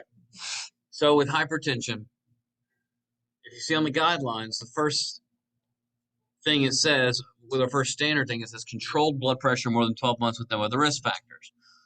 The word controlled, you could interchange that with medication. Like if you've been taking medication and controlling it for more than 12 months and there's no other risk factors.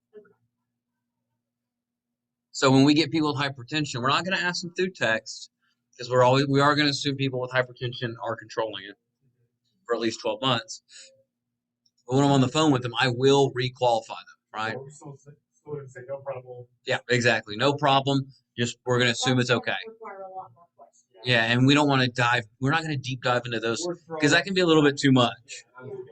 Yeah, you want to start building a relationship. Like, hey, I want to talk about your hypertension because there are some plans that are going to underwrite and approve people based on their health. And like one of their criteria is they have a height and weight chart, and they also want to know how long. All right, so has it been for over 12 months? Yeah, I've been on it for 5 years. Awesome. Now, what's your height and weight? 5'10", 200. Not a big deal. Now, is there any other health issues, cholesterol, anything like that you have? Nope. So Just that's blood what pressure. you are asking in the text. Do what? That's what you are. No, on the phone. On text, we're really skimming the surface of health. Yeah, exactly. It's a yeah. Yeah. It's like hypertension. I don't care. I'm assuming it's checking all the boxes, right? But all of this, all these different, that's exactly what it's saying. Like those 3 questions really will cover it, right? You can see PP. That means we have to wait until it's been diagnosed and controlled for at least 12 months. I see when there's more issues, there's more health issues, like has present other related health conditions. So that's really all you need to know about hypertension from right now. The other one, which was mentioned, is mental health, right? Go to the mental, nervous, emotional disease. Again, you see all these, right? It's a bunch of stuff happening here. This is much more simple than even hypertension. That's going to be the main 2 is going to be anxiety and depression, right? Is it a primary care provider or psychiatrist? That's not it. So I'm going to do it like this because I think this is just such a good idea. It's a primary care. It's good to go. It's green. If it's a psychiatrist, it's red. It's bad. Now, the whys behind that is if it's a psychiatrist, it's a specialist. There might be a little bit more in that. If it's a primary care provider, that's usually not a big deal to the underwriters. Bad. Good. Right. That's just kind of what it is. It's pretty straightforward. Again, that is what all those sentences, that's all it is. It's like, who prescribes it? Oh, it's just your primary care doctor. That's not a problem. Oh, it's your psychiatrist. That's a little bit more of a problem. Those are the 2 extra question conditions that we really run into. Everything else, it's usually pretty black or white. Like diabetes, no go. Doesn't matter what kind it is. Actually, take that back. Gestational diabetes, it's not a decline, but we can't write pregnant people. So it'd have to be, hey, I had gestational diabetes when I was pregnant. Not a big deal. You're not pregnant now, are you? No, he's 2 years old now. Who cares? What if they don't know they're pregnant? Then they get approved and find out. I literally had that happen. Oh, well, there you go. So, Luke Summerfield asked, what happens if you write someone and then they find out they're pregnant after they've been written? So this is what happened. It's almost, I guess, 2 years, maybe 3 years to the day. So I wrote them in the beginning of July. Their effective date or their start date was August 1st, okay? When I wrote them, from their knowledge, she was not pregnant. Well, right before their effective date or their start date, when their policy would be active, which was August 1st, he gives me a call and says, hey, we just found out my wife's pregnant. I said, okay. So I called because this is a situation. I was like, how do I handle this? So home office will deem it as a pre-existing condition if it has happened before the effective date, especially with the pregnancy. What they would actually base it on is the conception date. Because when they go see the doctor, they're going to find out roughly when that baby was conceived, and if that day is before issue date or that it's considered issue date, so it's considered a pre-existing condition. They stayed on the policy anyways, and they just ended up working through it. That's a good question. I've only heard that happen once. It happened to me, so I hope it never happens. But you guys can kind of look through these. There's a lot of things in here, and there's like you just kind of have to be. You have to kind of act like you're the insurance company. Who do you want to insure on a plan that has some really good benefits? You guys don't know what the benefits are, just know they're good, right? So like, it's if someone has cancer, probably not a good idea, right? Let's see if we can find a. We'll look up this one because I just had this one. I don't know what that is. GERD. I have heard that one. Gastroesophageal reflux disease. You know what that is? That's heartburn. Acid reflux. I have GERD. Like I have to take omeprazole every night. It's over the counter. Who cares? It's standard. It's heartburn. No one cares. It's a fancy way for them to say it. It's GERD. Or what Shelby used to think it was just called GERD. You know how like you have HIV and you pronounce it all the letters, but then you have AIDS. You don't say AIDS. Well, she thought it was GERD. She didn't know it was just GERD. But you can see there's just other things. You just kind of have to look through it. Now, when someone gives you something, they say, I have this, you just got to look it up. If you have more questions about it because it doesn't give you the answer that you think you need, come grab me. This is a Adobe you have open. So do you pretty much have this already open when you're doing? I have the underwriting guidelines open 24/7. The only time it's ever closed is if my computer decides to restart and update like it did this morning. But on that, no, this is, yeah. It's your Bible, pretty much, right? That's exactly. This is my Bible. Like hernia. With successful surgery and repair, it's fine. Recommended surgery decline. Right? Because if someone has a hernia right now and they need to have surgery, well, you can't get them on there because the home office is going to look at that and be like, we're not going to cover something that needs coverage right now. Now, if it happens later, that's fine. Or if you had it happen, you had it repaired, we don't care. What if you have one, but it doesn't need to be addressed until So it's a no. If you have an active hernia, you can see with successful surgery. Like there has to be an operation.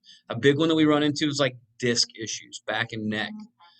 So some people will have a herniated disc, but it's not, they haven't kicked the can too far down the road, so they don't need to have surgery yet, right? I have a bulging disc, I have some pretty significant back and neck issues right now, but I've been to Vanderbilt, that MRI I showed you guys earlier. Like they're not recommending surgery. So technically, if I would apply right now, home office would decline me because you can see disc disorder. The only way it's standard if it's when you're after successful surgery. Full recovery, no pain or limitations, inactivity, or further treatment suggested. If it's diagnosed and treated with physical therapy, which I literally am in physical therapy, I'm declined. If I'm being treated with injections or recommended surgery, decline. Multiple disc issues. There's these types of things that'll pop up that sometimes we don't agree with some of the underwriting guidelines, but we're not the underwriter, so it doesn't matter. Yeah, so just refer to this. This is like Luke said, it's your Bible. So, I'm about to tell you guys to the fire.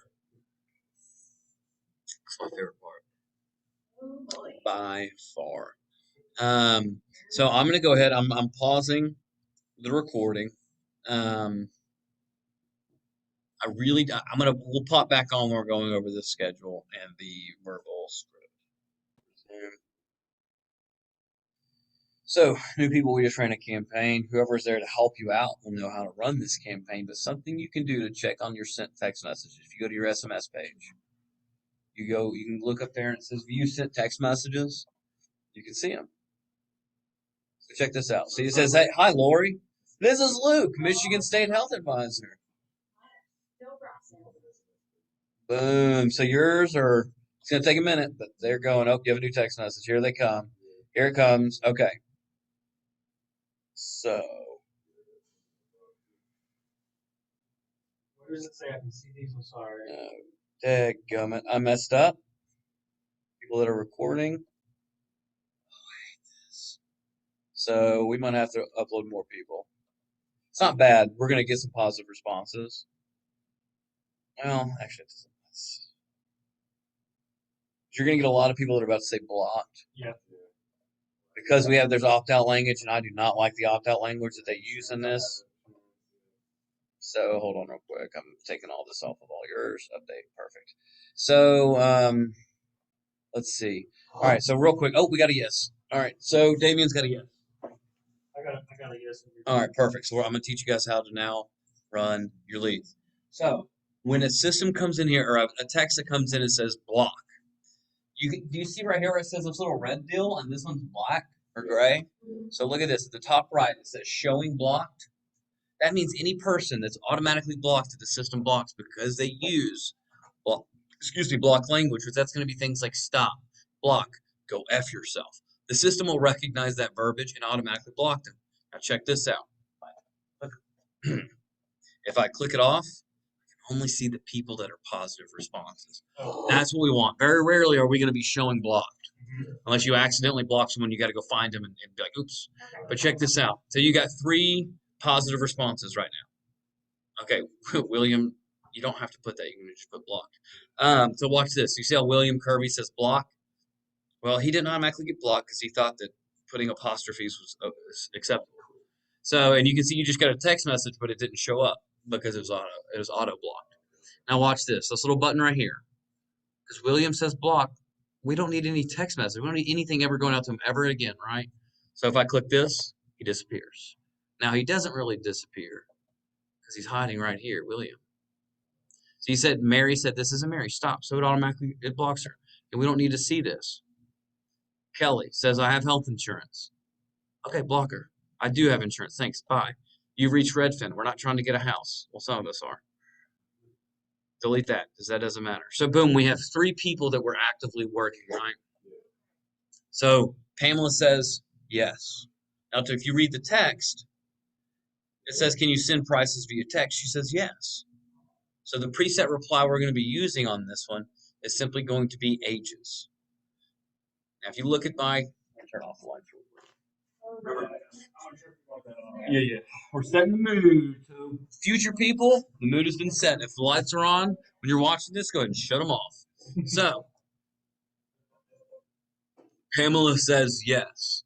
So, Damien, I think I'm on yours, right? Perfect. I'm going to work yours for a minute. You just watch. You guys also. So, we need ages. So we got to figure out, because I don't know if Pamela just wants coverage for herself. Maybe she has a family of 18. That'd be wild, but I don't think that's. So, this text message under preset replies right over here is just simply going to say, good deal. Send me everyone's ages you would need covered. I'll get those quotes over. Boom, send text. Now a text is sent. A couple things about what just happened. First off, Pamela is in Oklahoma. Okay, I just got a text from an Oklahoma number from Damien, who is the Oklahoma State Health Advisor. Congratulations. So she says yes. We respond, good deal. Send me everyone's ages. At this point, we want to tag them. See, look, there's 2 people. So I want to tag her as ages. Now, the reason I want to tag her as ages is because she has now requested, and this is before because she said that really quick. Wasn't really expecting that quick. But anyone who asks he says, yes, we want to mark it as ages. The reason is tomorrow, when you get in here in the morning, if Pamela never responded to the good deal, send everyone's ages, you remember how we just ran that campaign to a bunch of Yeah, that's what I'm saying, bro. She texts back like that. So she's like, I want insurance. It's like, all right, Pamela, we got you. So, but if she just stays in that, what I call like this like purgatory of like, we're waiting for her to send ages. Well, tomorrow we can group her together. Oops, that says Dan. We can run a campaign tomorrow and check this out.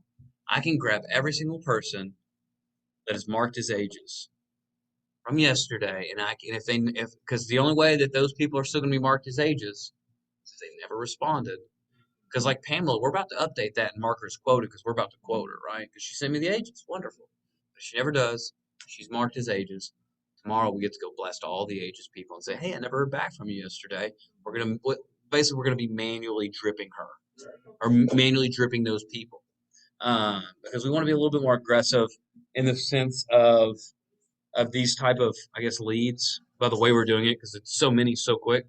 But let's quote it real quick. Everyone Go through your own systems. I'm going to work with this with Damien on his just because I have his pulled up.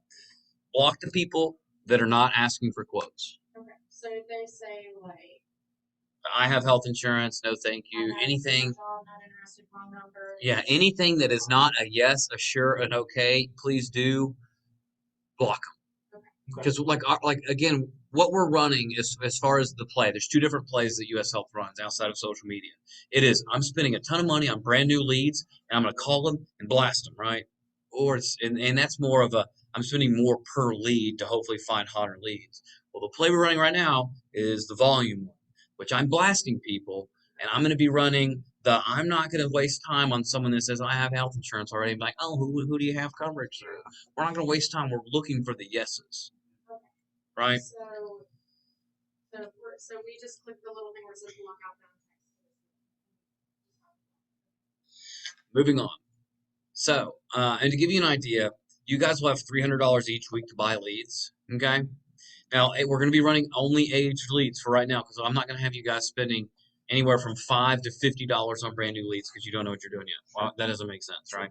So, but you guys will have $300 this week, next week, every week until for the next 6 months, basically. That is invested into you for you to buy leads. Now, aged leads will either cost 32 cents. So if we have $300 and you're spending 32 cents a lead, you can basically get 937 leads a week, right? Or if they're the 7-cent age leads, you can have up to 4,000, right? I like the 4,000 better. That's what me and Shelby were talking about, and Lou. They're saying I've been only trying to buy the 7-cent leads because I'm trying to get as many leads as I can. So, but real quick, Damien, me and you, while they're working there, so you guys kind of go through this, me and you are going to run this quote together, okay? So, remember Easy App? Go to Easy App on your computer. And you're going to go back to the first page we started on where we put in the zip code and all that fun stuff. Okay. Type in the zip code. Where'd you go? That's not it. Type in the zip code 74105. 74105. And those of you for future recording purposes, feel free to run these numbers as well. Because I want to make sure that you guys are also running numbers correctly. That's huge. You want to make sure you're sending the right type of quotes. Okay. So she's in Tulsa, Oklahoma, right? So select your product, select Premier Choice. Now, we do assume that older, like she has 60 and 59. I'm assuming that she's the 59 and he's the 60. I just assume the male's older. I also assume heterosexual relationships until told otherwise. Just how it is. So for the male, now this is where we have an actual piece of paper that has different ages and what year they were born to help you out with math. But for you, I'll make it really easy, really quick for you. Do 8/8/1960 for him. And for her, do 8/8/1961. You don't need any dependents. It should look just like this. 5 foot, 100 pounds. It's so crazy that everyone's just the same height and weight. We don't ever change that for. I mean, we will once we get on the phone, but not right now. This is just for quoting purposes. So click continue. Remember, we do plan one, and then we do the Pearl Association, and we calculate it. What number did you get?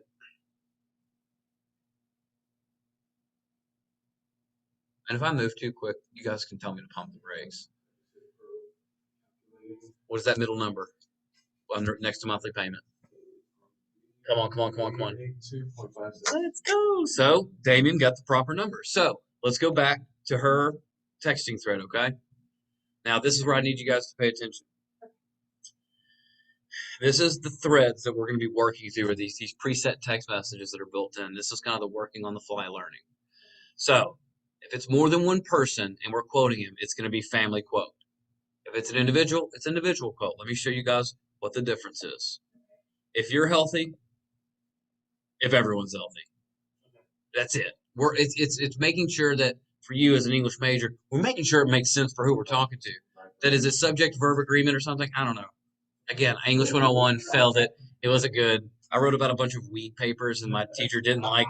She didn't like marijuana, and I was like, I love weed. I was 18. I was a moron. So we're going to use the family quote, right? So I'm going to do this for you right on this one.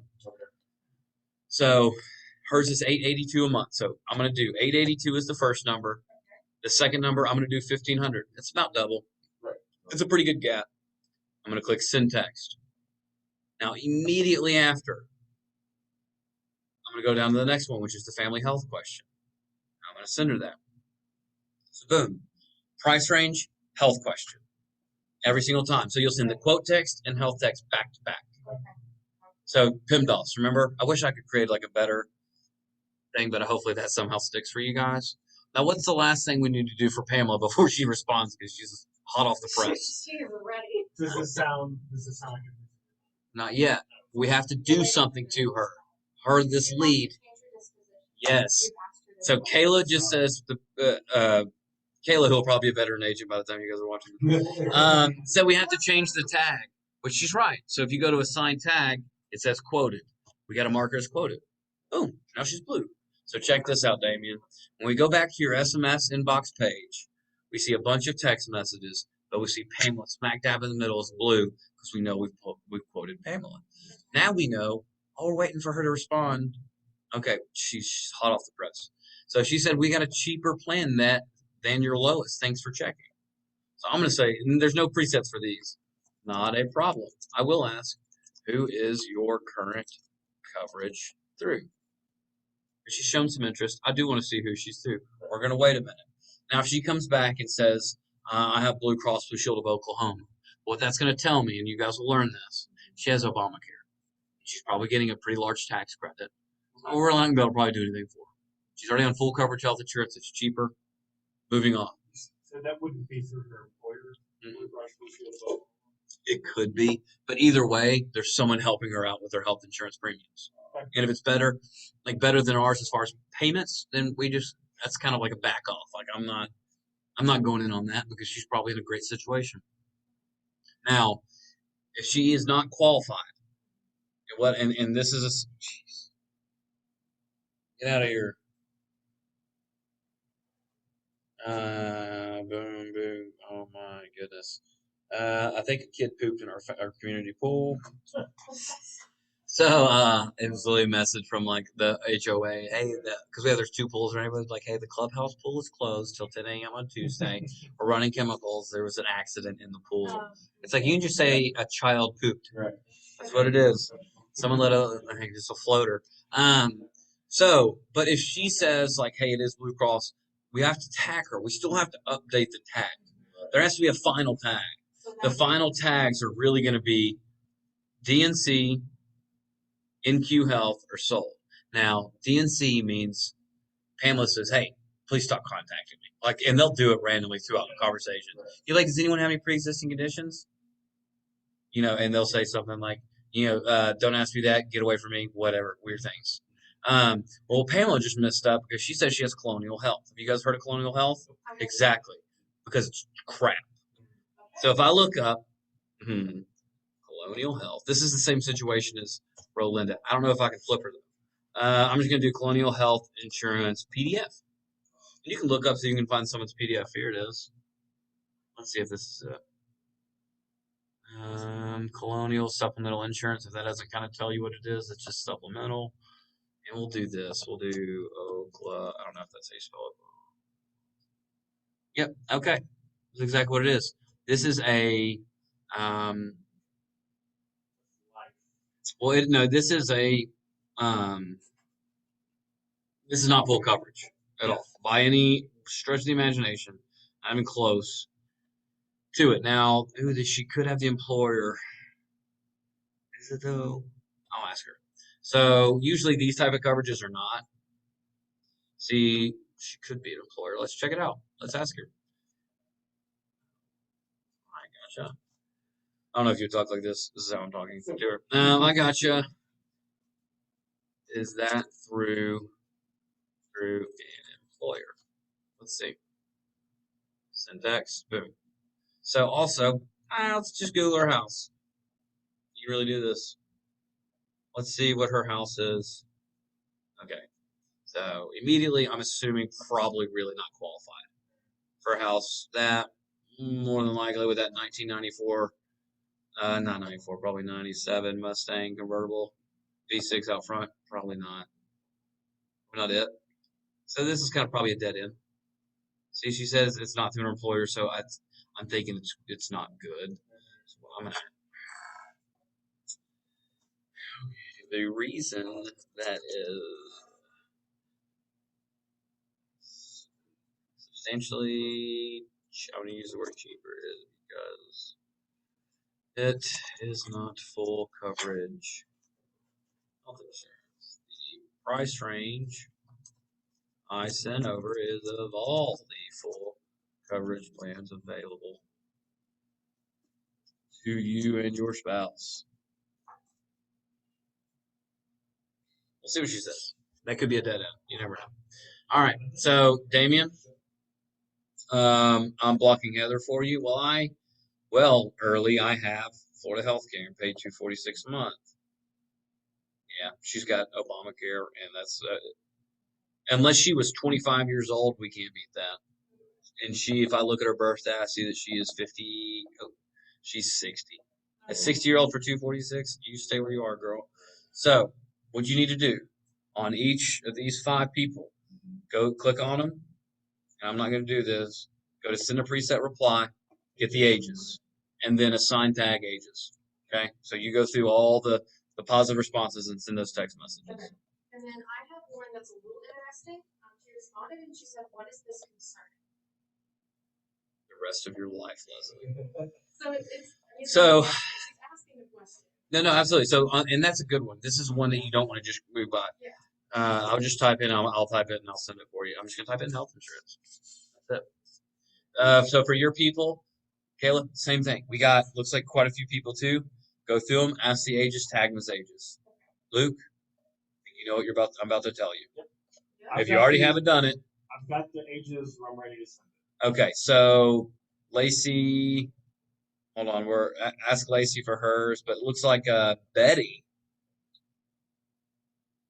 No smoking at all, male. So it looks like she's probably looking for her husband. Okay. So let's do this one together. Okay. I'm going to stop the recording because I don't want this to be too endless of what we're doing because it's kind of repetitive. But I'll be back later. So for the people watching this in the future, you will have your scripts. Please review those and be ready tomorrow morning to come in and go through those in real time with your people or with leads. Ultimately, you guys will get so much better at the script the more you do it.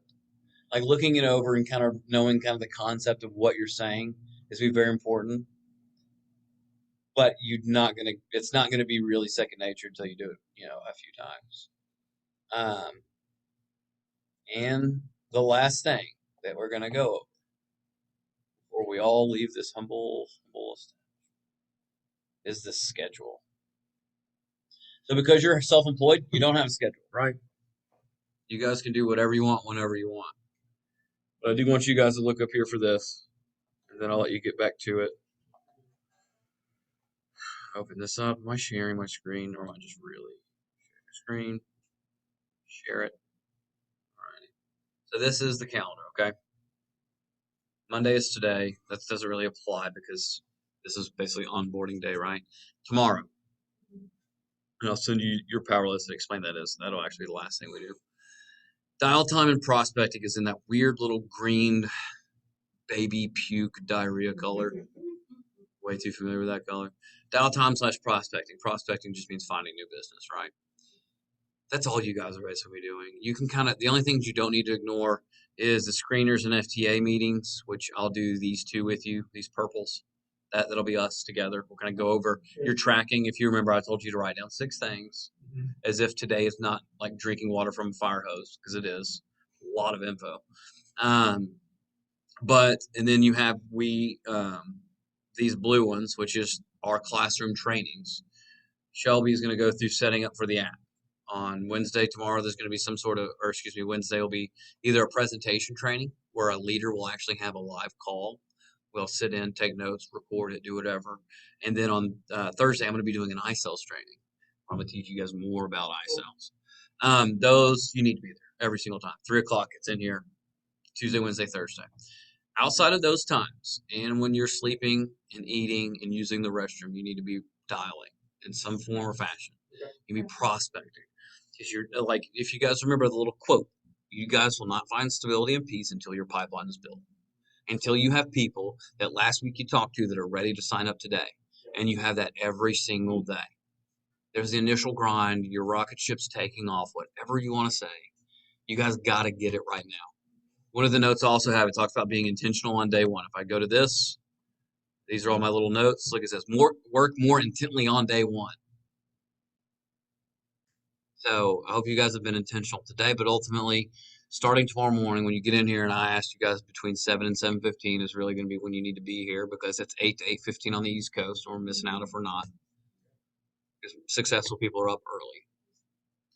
I'm saying that in the terms of the people we're looking for as far as our clients are people who make money, who are middle to upper class, healthy people, right?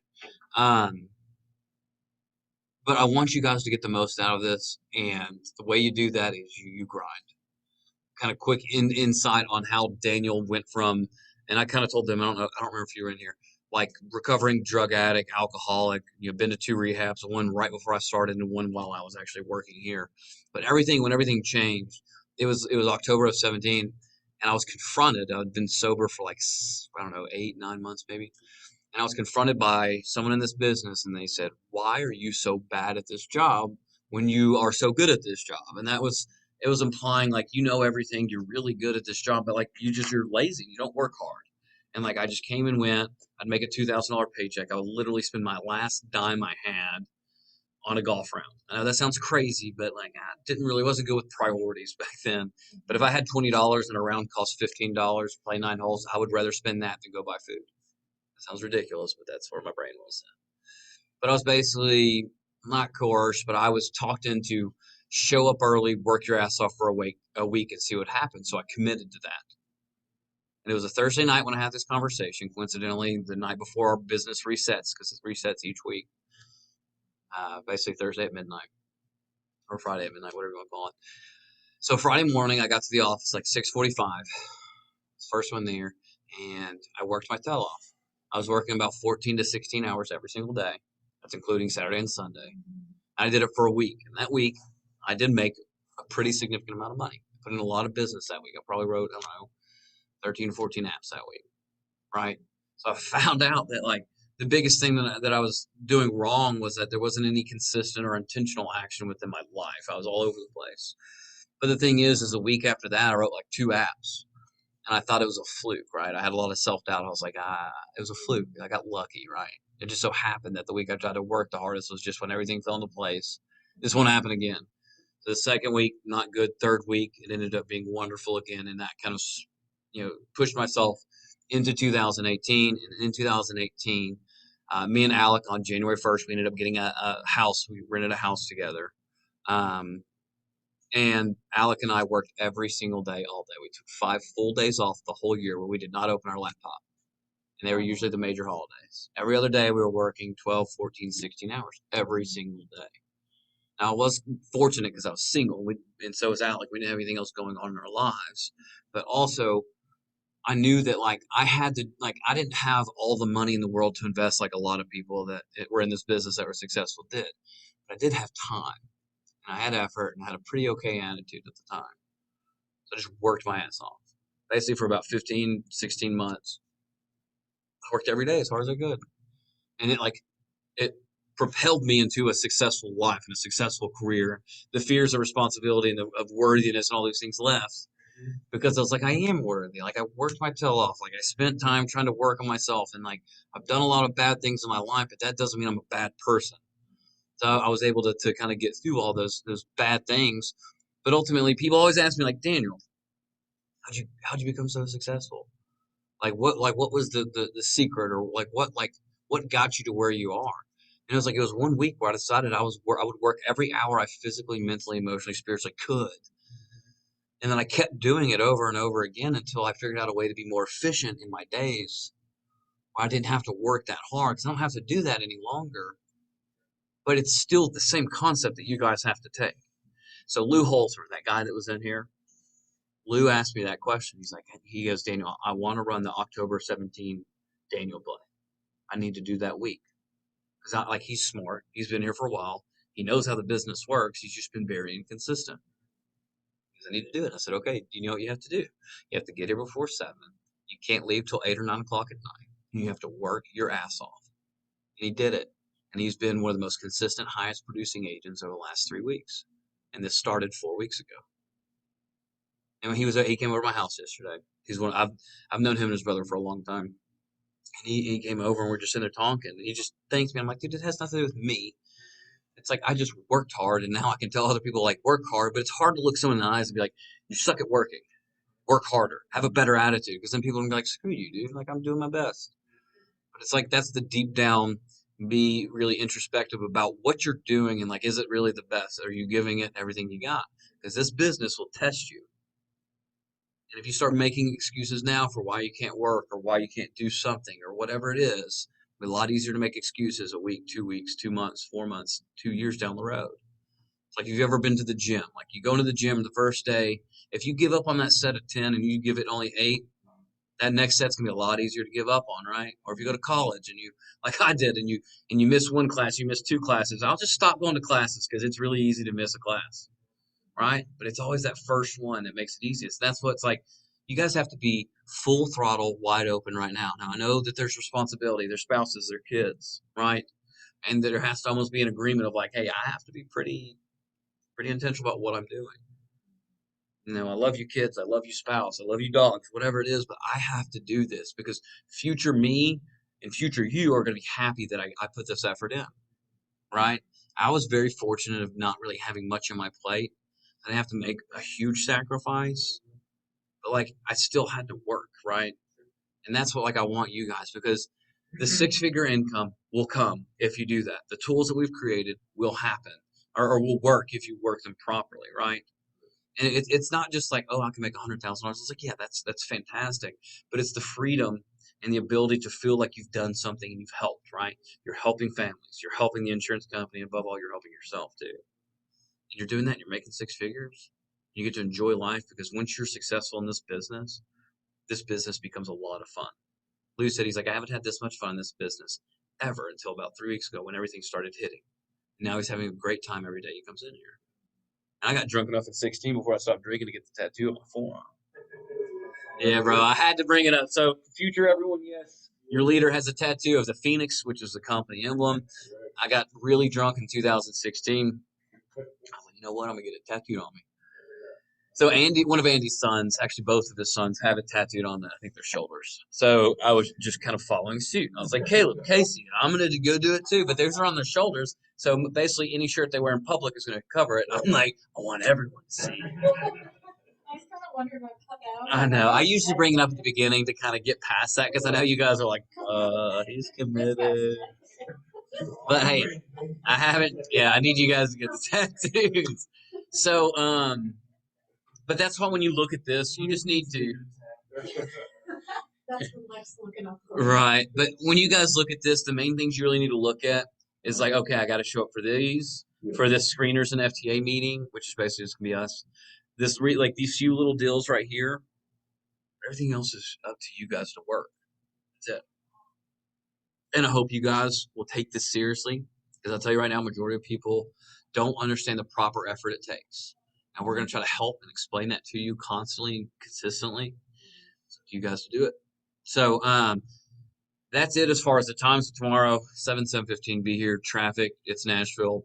So everyone's just awful at driving. So those things are going to happen. The last thing, I'm going to email you guys over the power list and explain that. And then I'm going to shut my computer and we're going to be done here. But what the power list is basically you are mapping out your day before the day happens. If you guys want to look up here, this is pretty self-explanatory. Mm-hmm. You just mark what you're doing. At 6 a.m., what are you doing? You're probably either waking up or getting ready, right? At 7 a.m., are you dialing Eastern time leads? At 8 a.m., are you dialing Central time? Let me show you guys a couple of examples really quick. I usually use Tim Bristers because he's the most analytical, organized person when it comes to these things. This is Tim's this morning. Morning ritual, 5 a.m. on 6 a.m. review leads, radius update. That's the little system he uses. So at 7 a.m., he's going to be working on Eastern Standard Time leads and quoting, right? Central Time, Mountain Standard Times. At 10 a.m., he's going to run some sort of campaign to May and June leads. At 11 a.m., he's going to look at the, I guess, top 5 people he wants to close. He wants to find an app during that time. Like, he's probably going to grind pretty hard at those top 5 people in his pipeline who are the hottest people he's talking to. Lunch, looks like he's doing some sort of update. He's got some customer service. APS, which don't worry about that right now. He's got an appointment at 2, another appointment. He's got even dinner with his family, evening appointment, review and plan for Tuesday. So you're just mapping out your day. Like if you have driving home at 6 p.m. or whatever it is, or dinner with family, or taking out the dogs on a walk, put it on there. Who cares? That's fine. Here's another one. Let's see. Montague, this is Fridays. So we had a regional meeting at 10. He had some more. He's doing that top 5 for his pipeline. The FSL meeting for leaders. He had another appointment, another meeting, dinner with family, family walk, leg workout in the garage, Moses appointment, review plan for Saturday. So you just write down what you plan on doing that day, right? You can print this off if you have. For tomorrow. Yeah. So tonight you can fill it out and be like, basically it's going to be like dial. Probably should eat. Dial. Training. Dial. You know what I mean? That's what it's really going to be. But when you start getting into it, you're starting to have like, it'll be like dial, appointment, dial, launch, appointment, dial.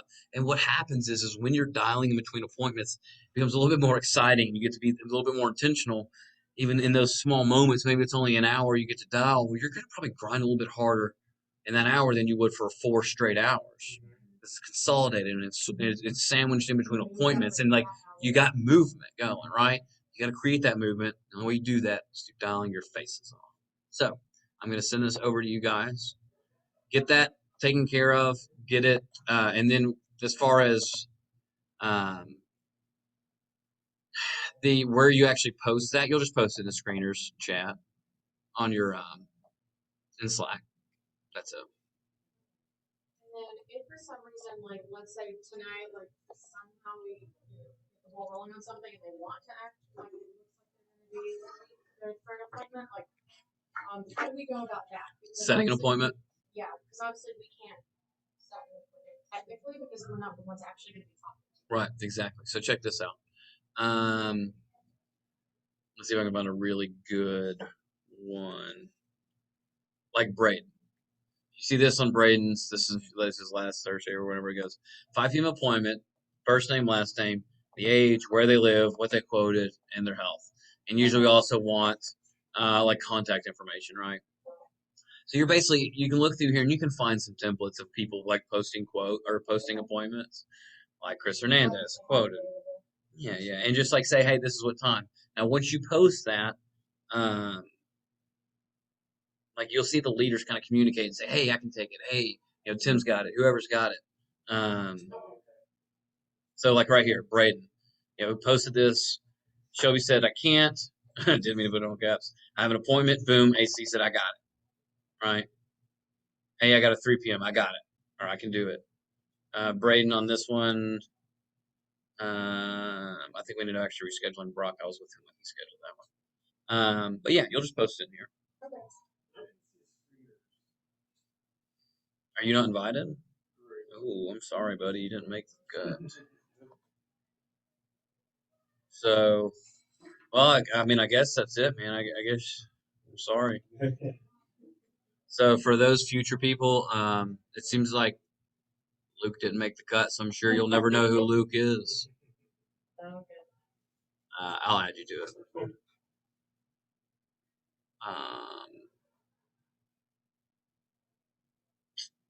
Why can I add?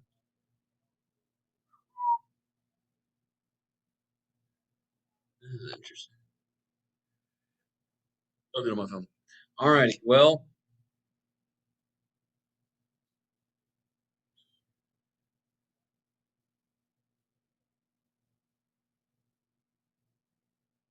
So for recording people,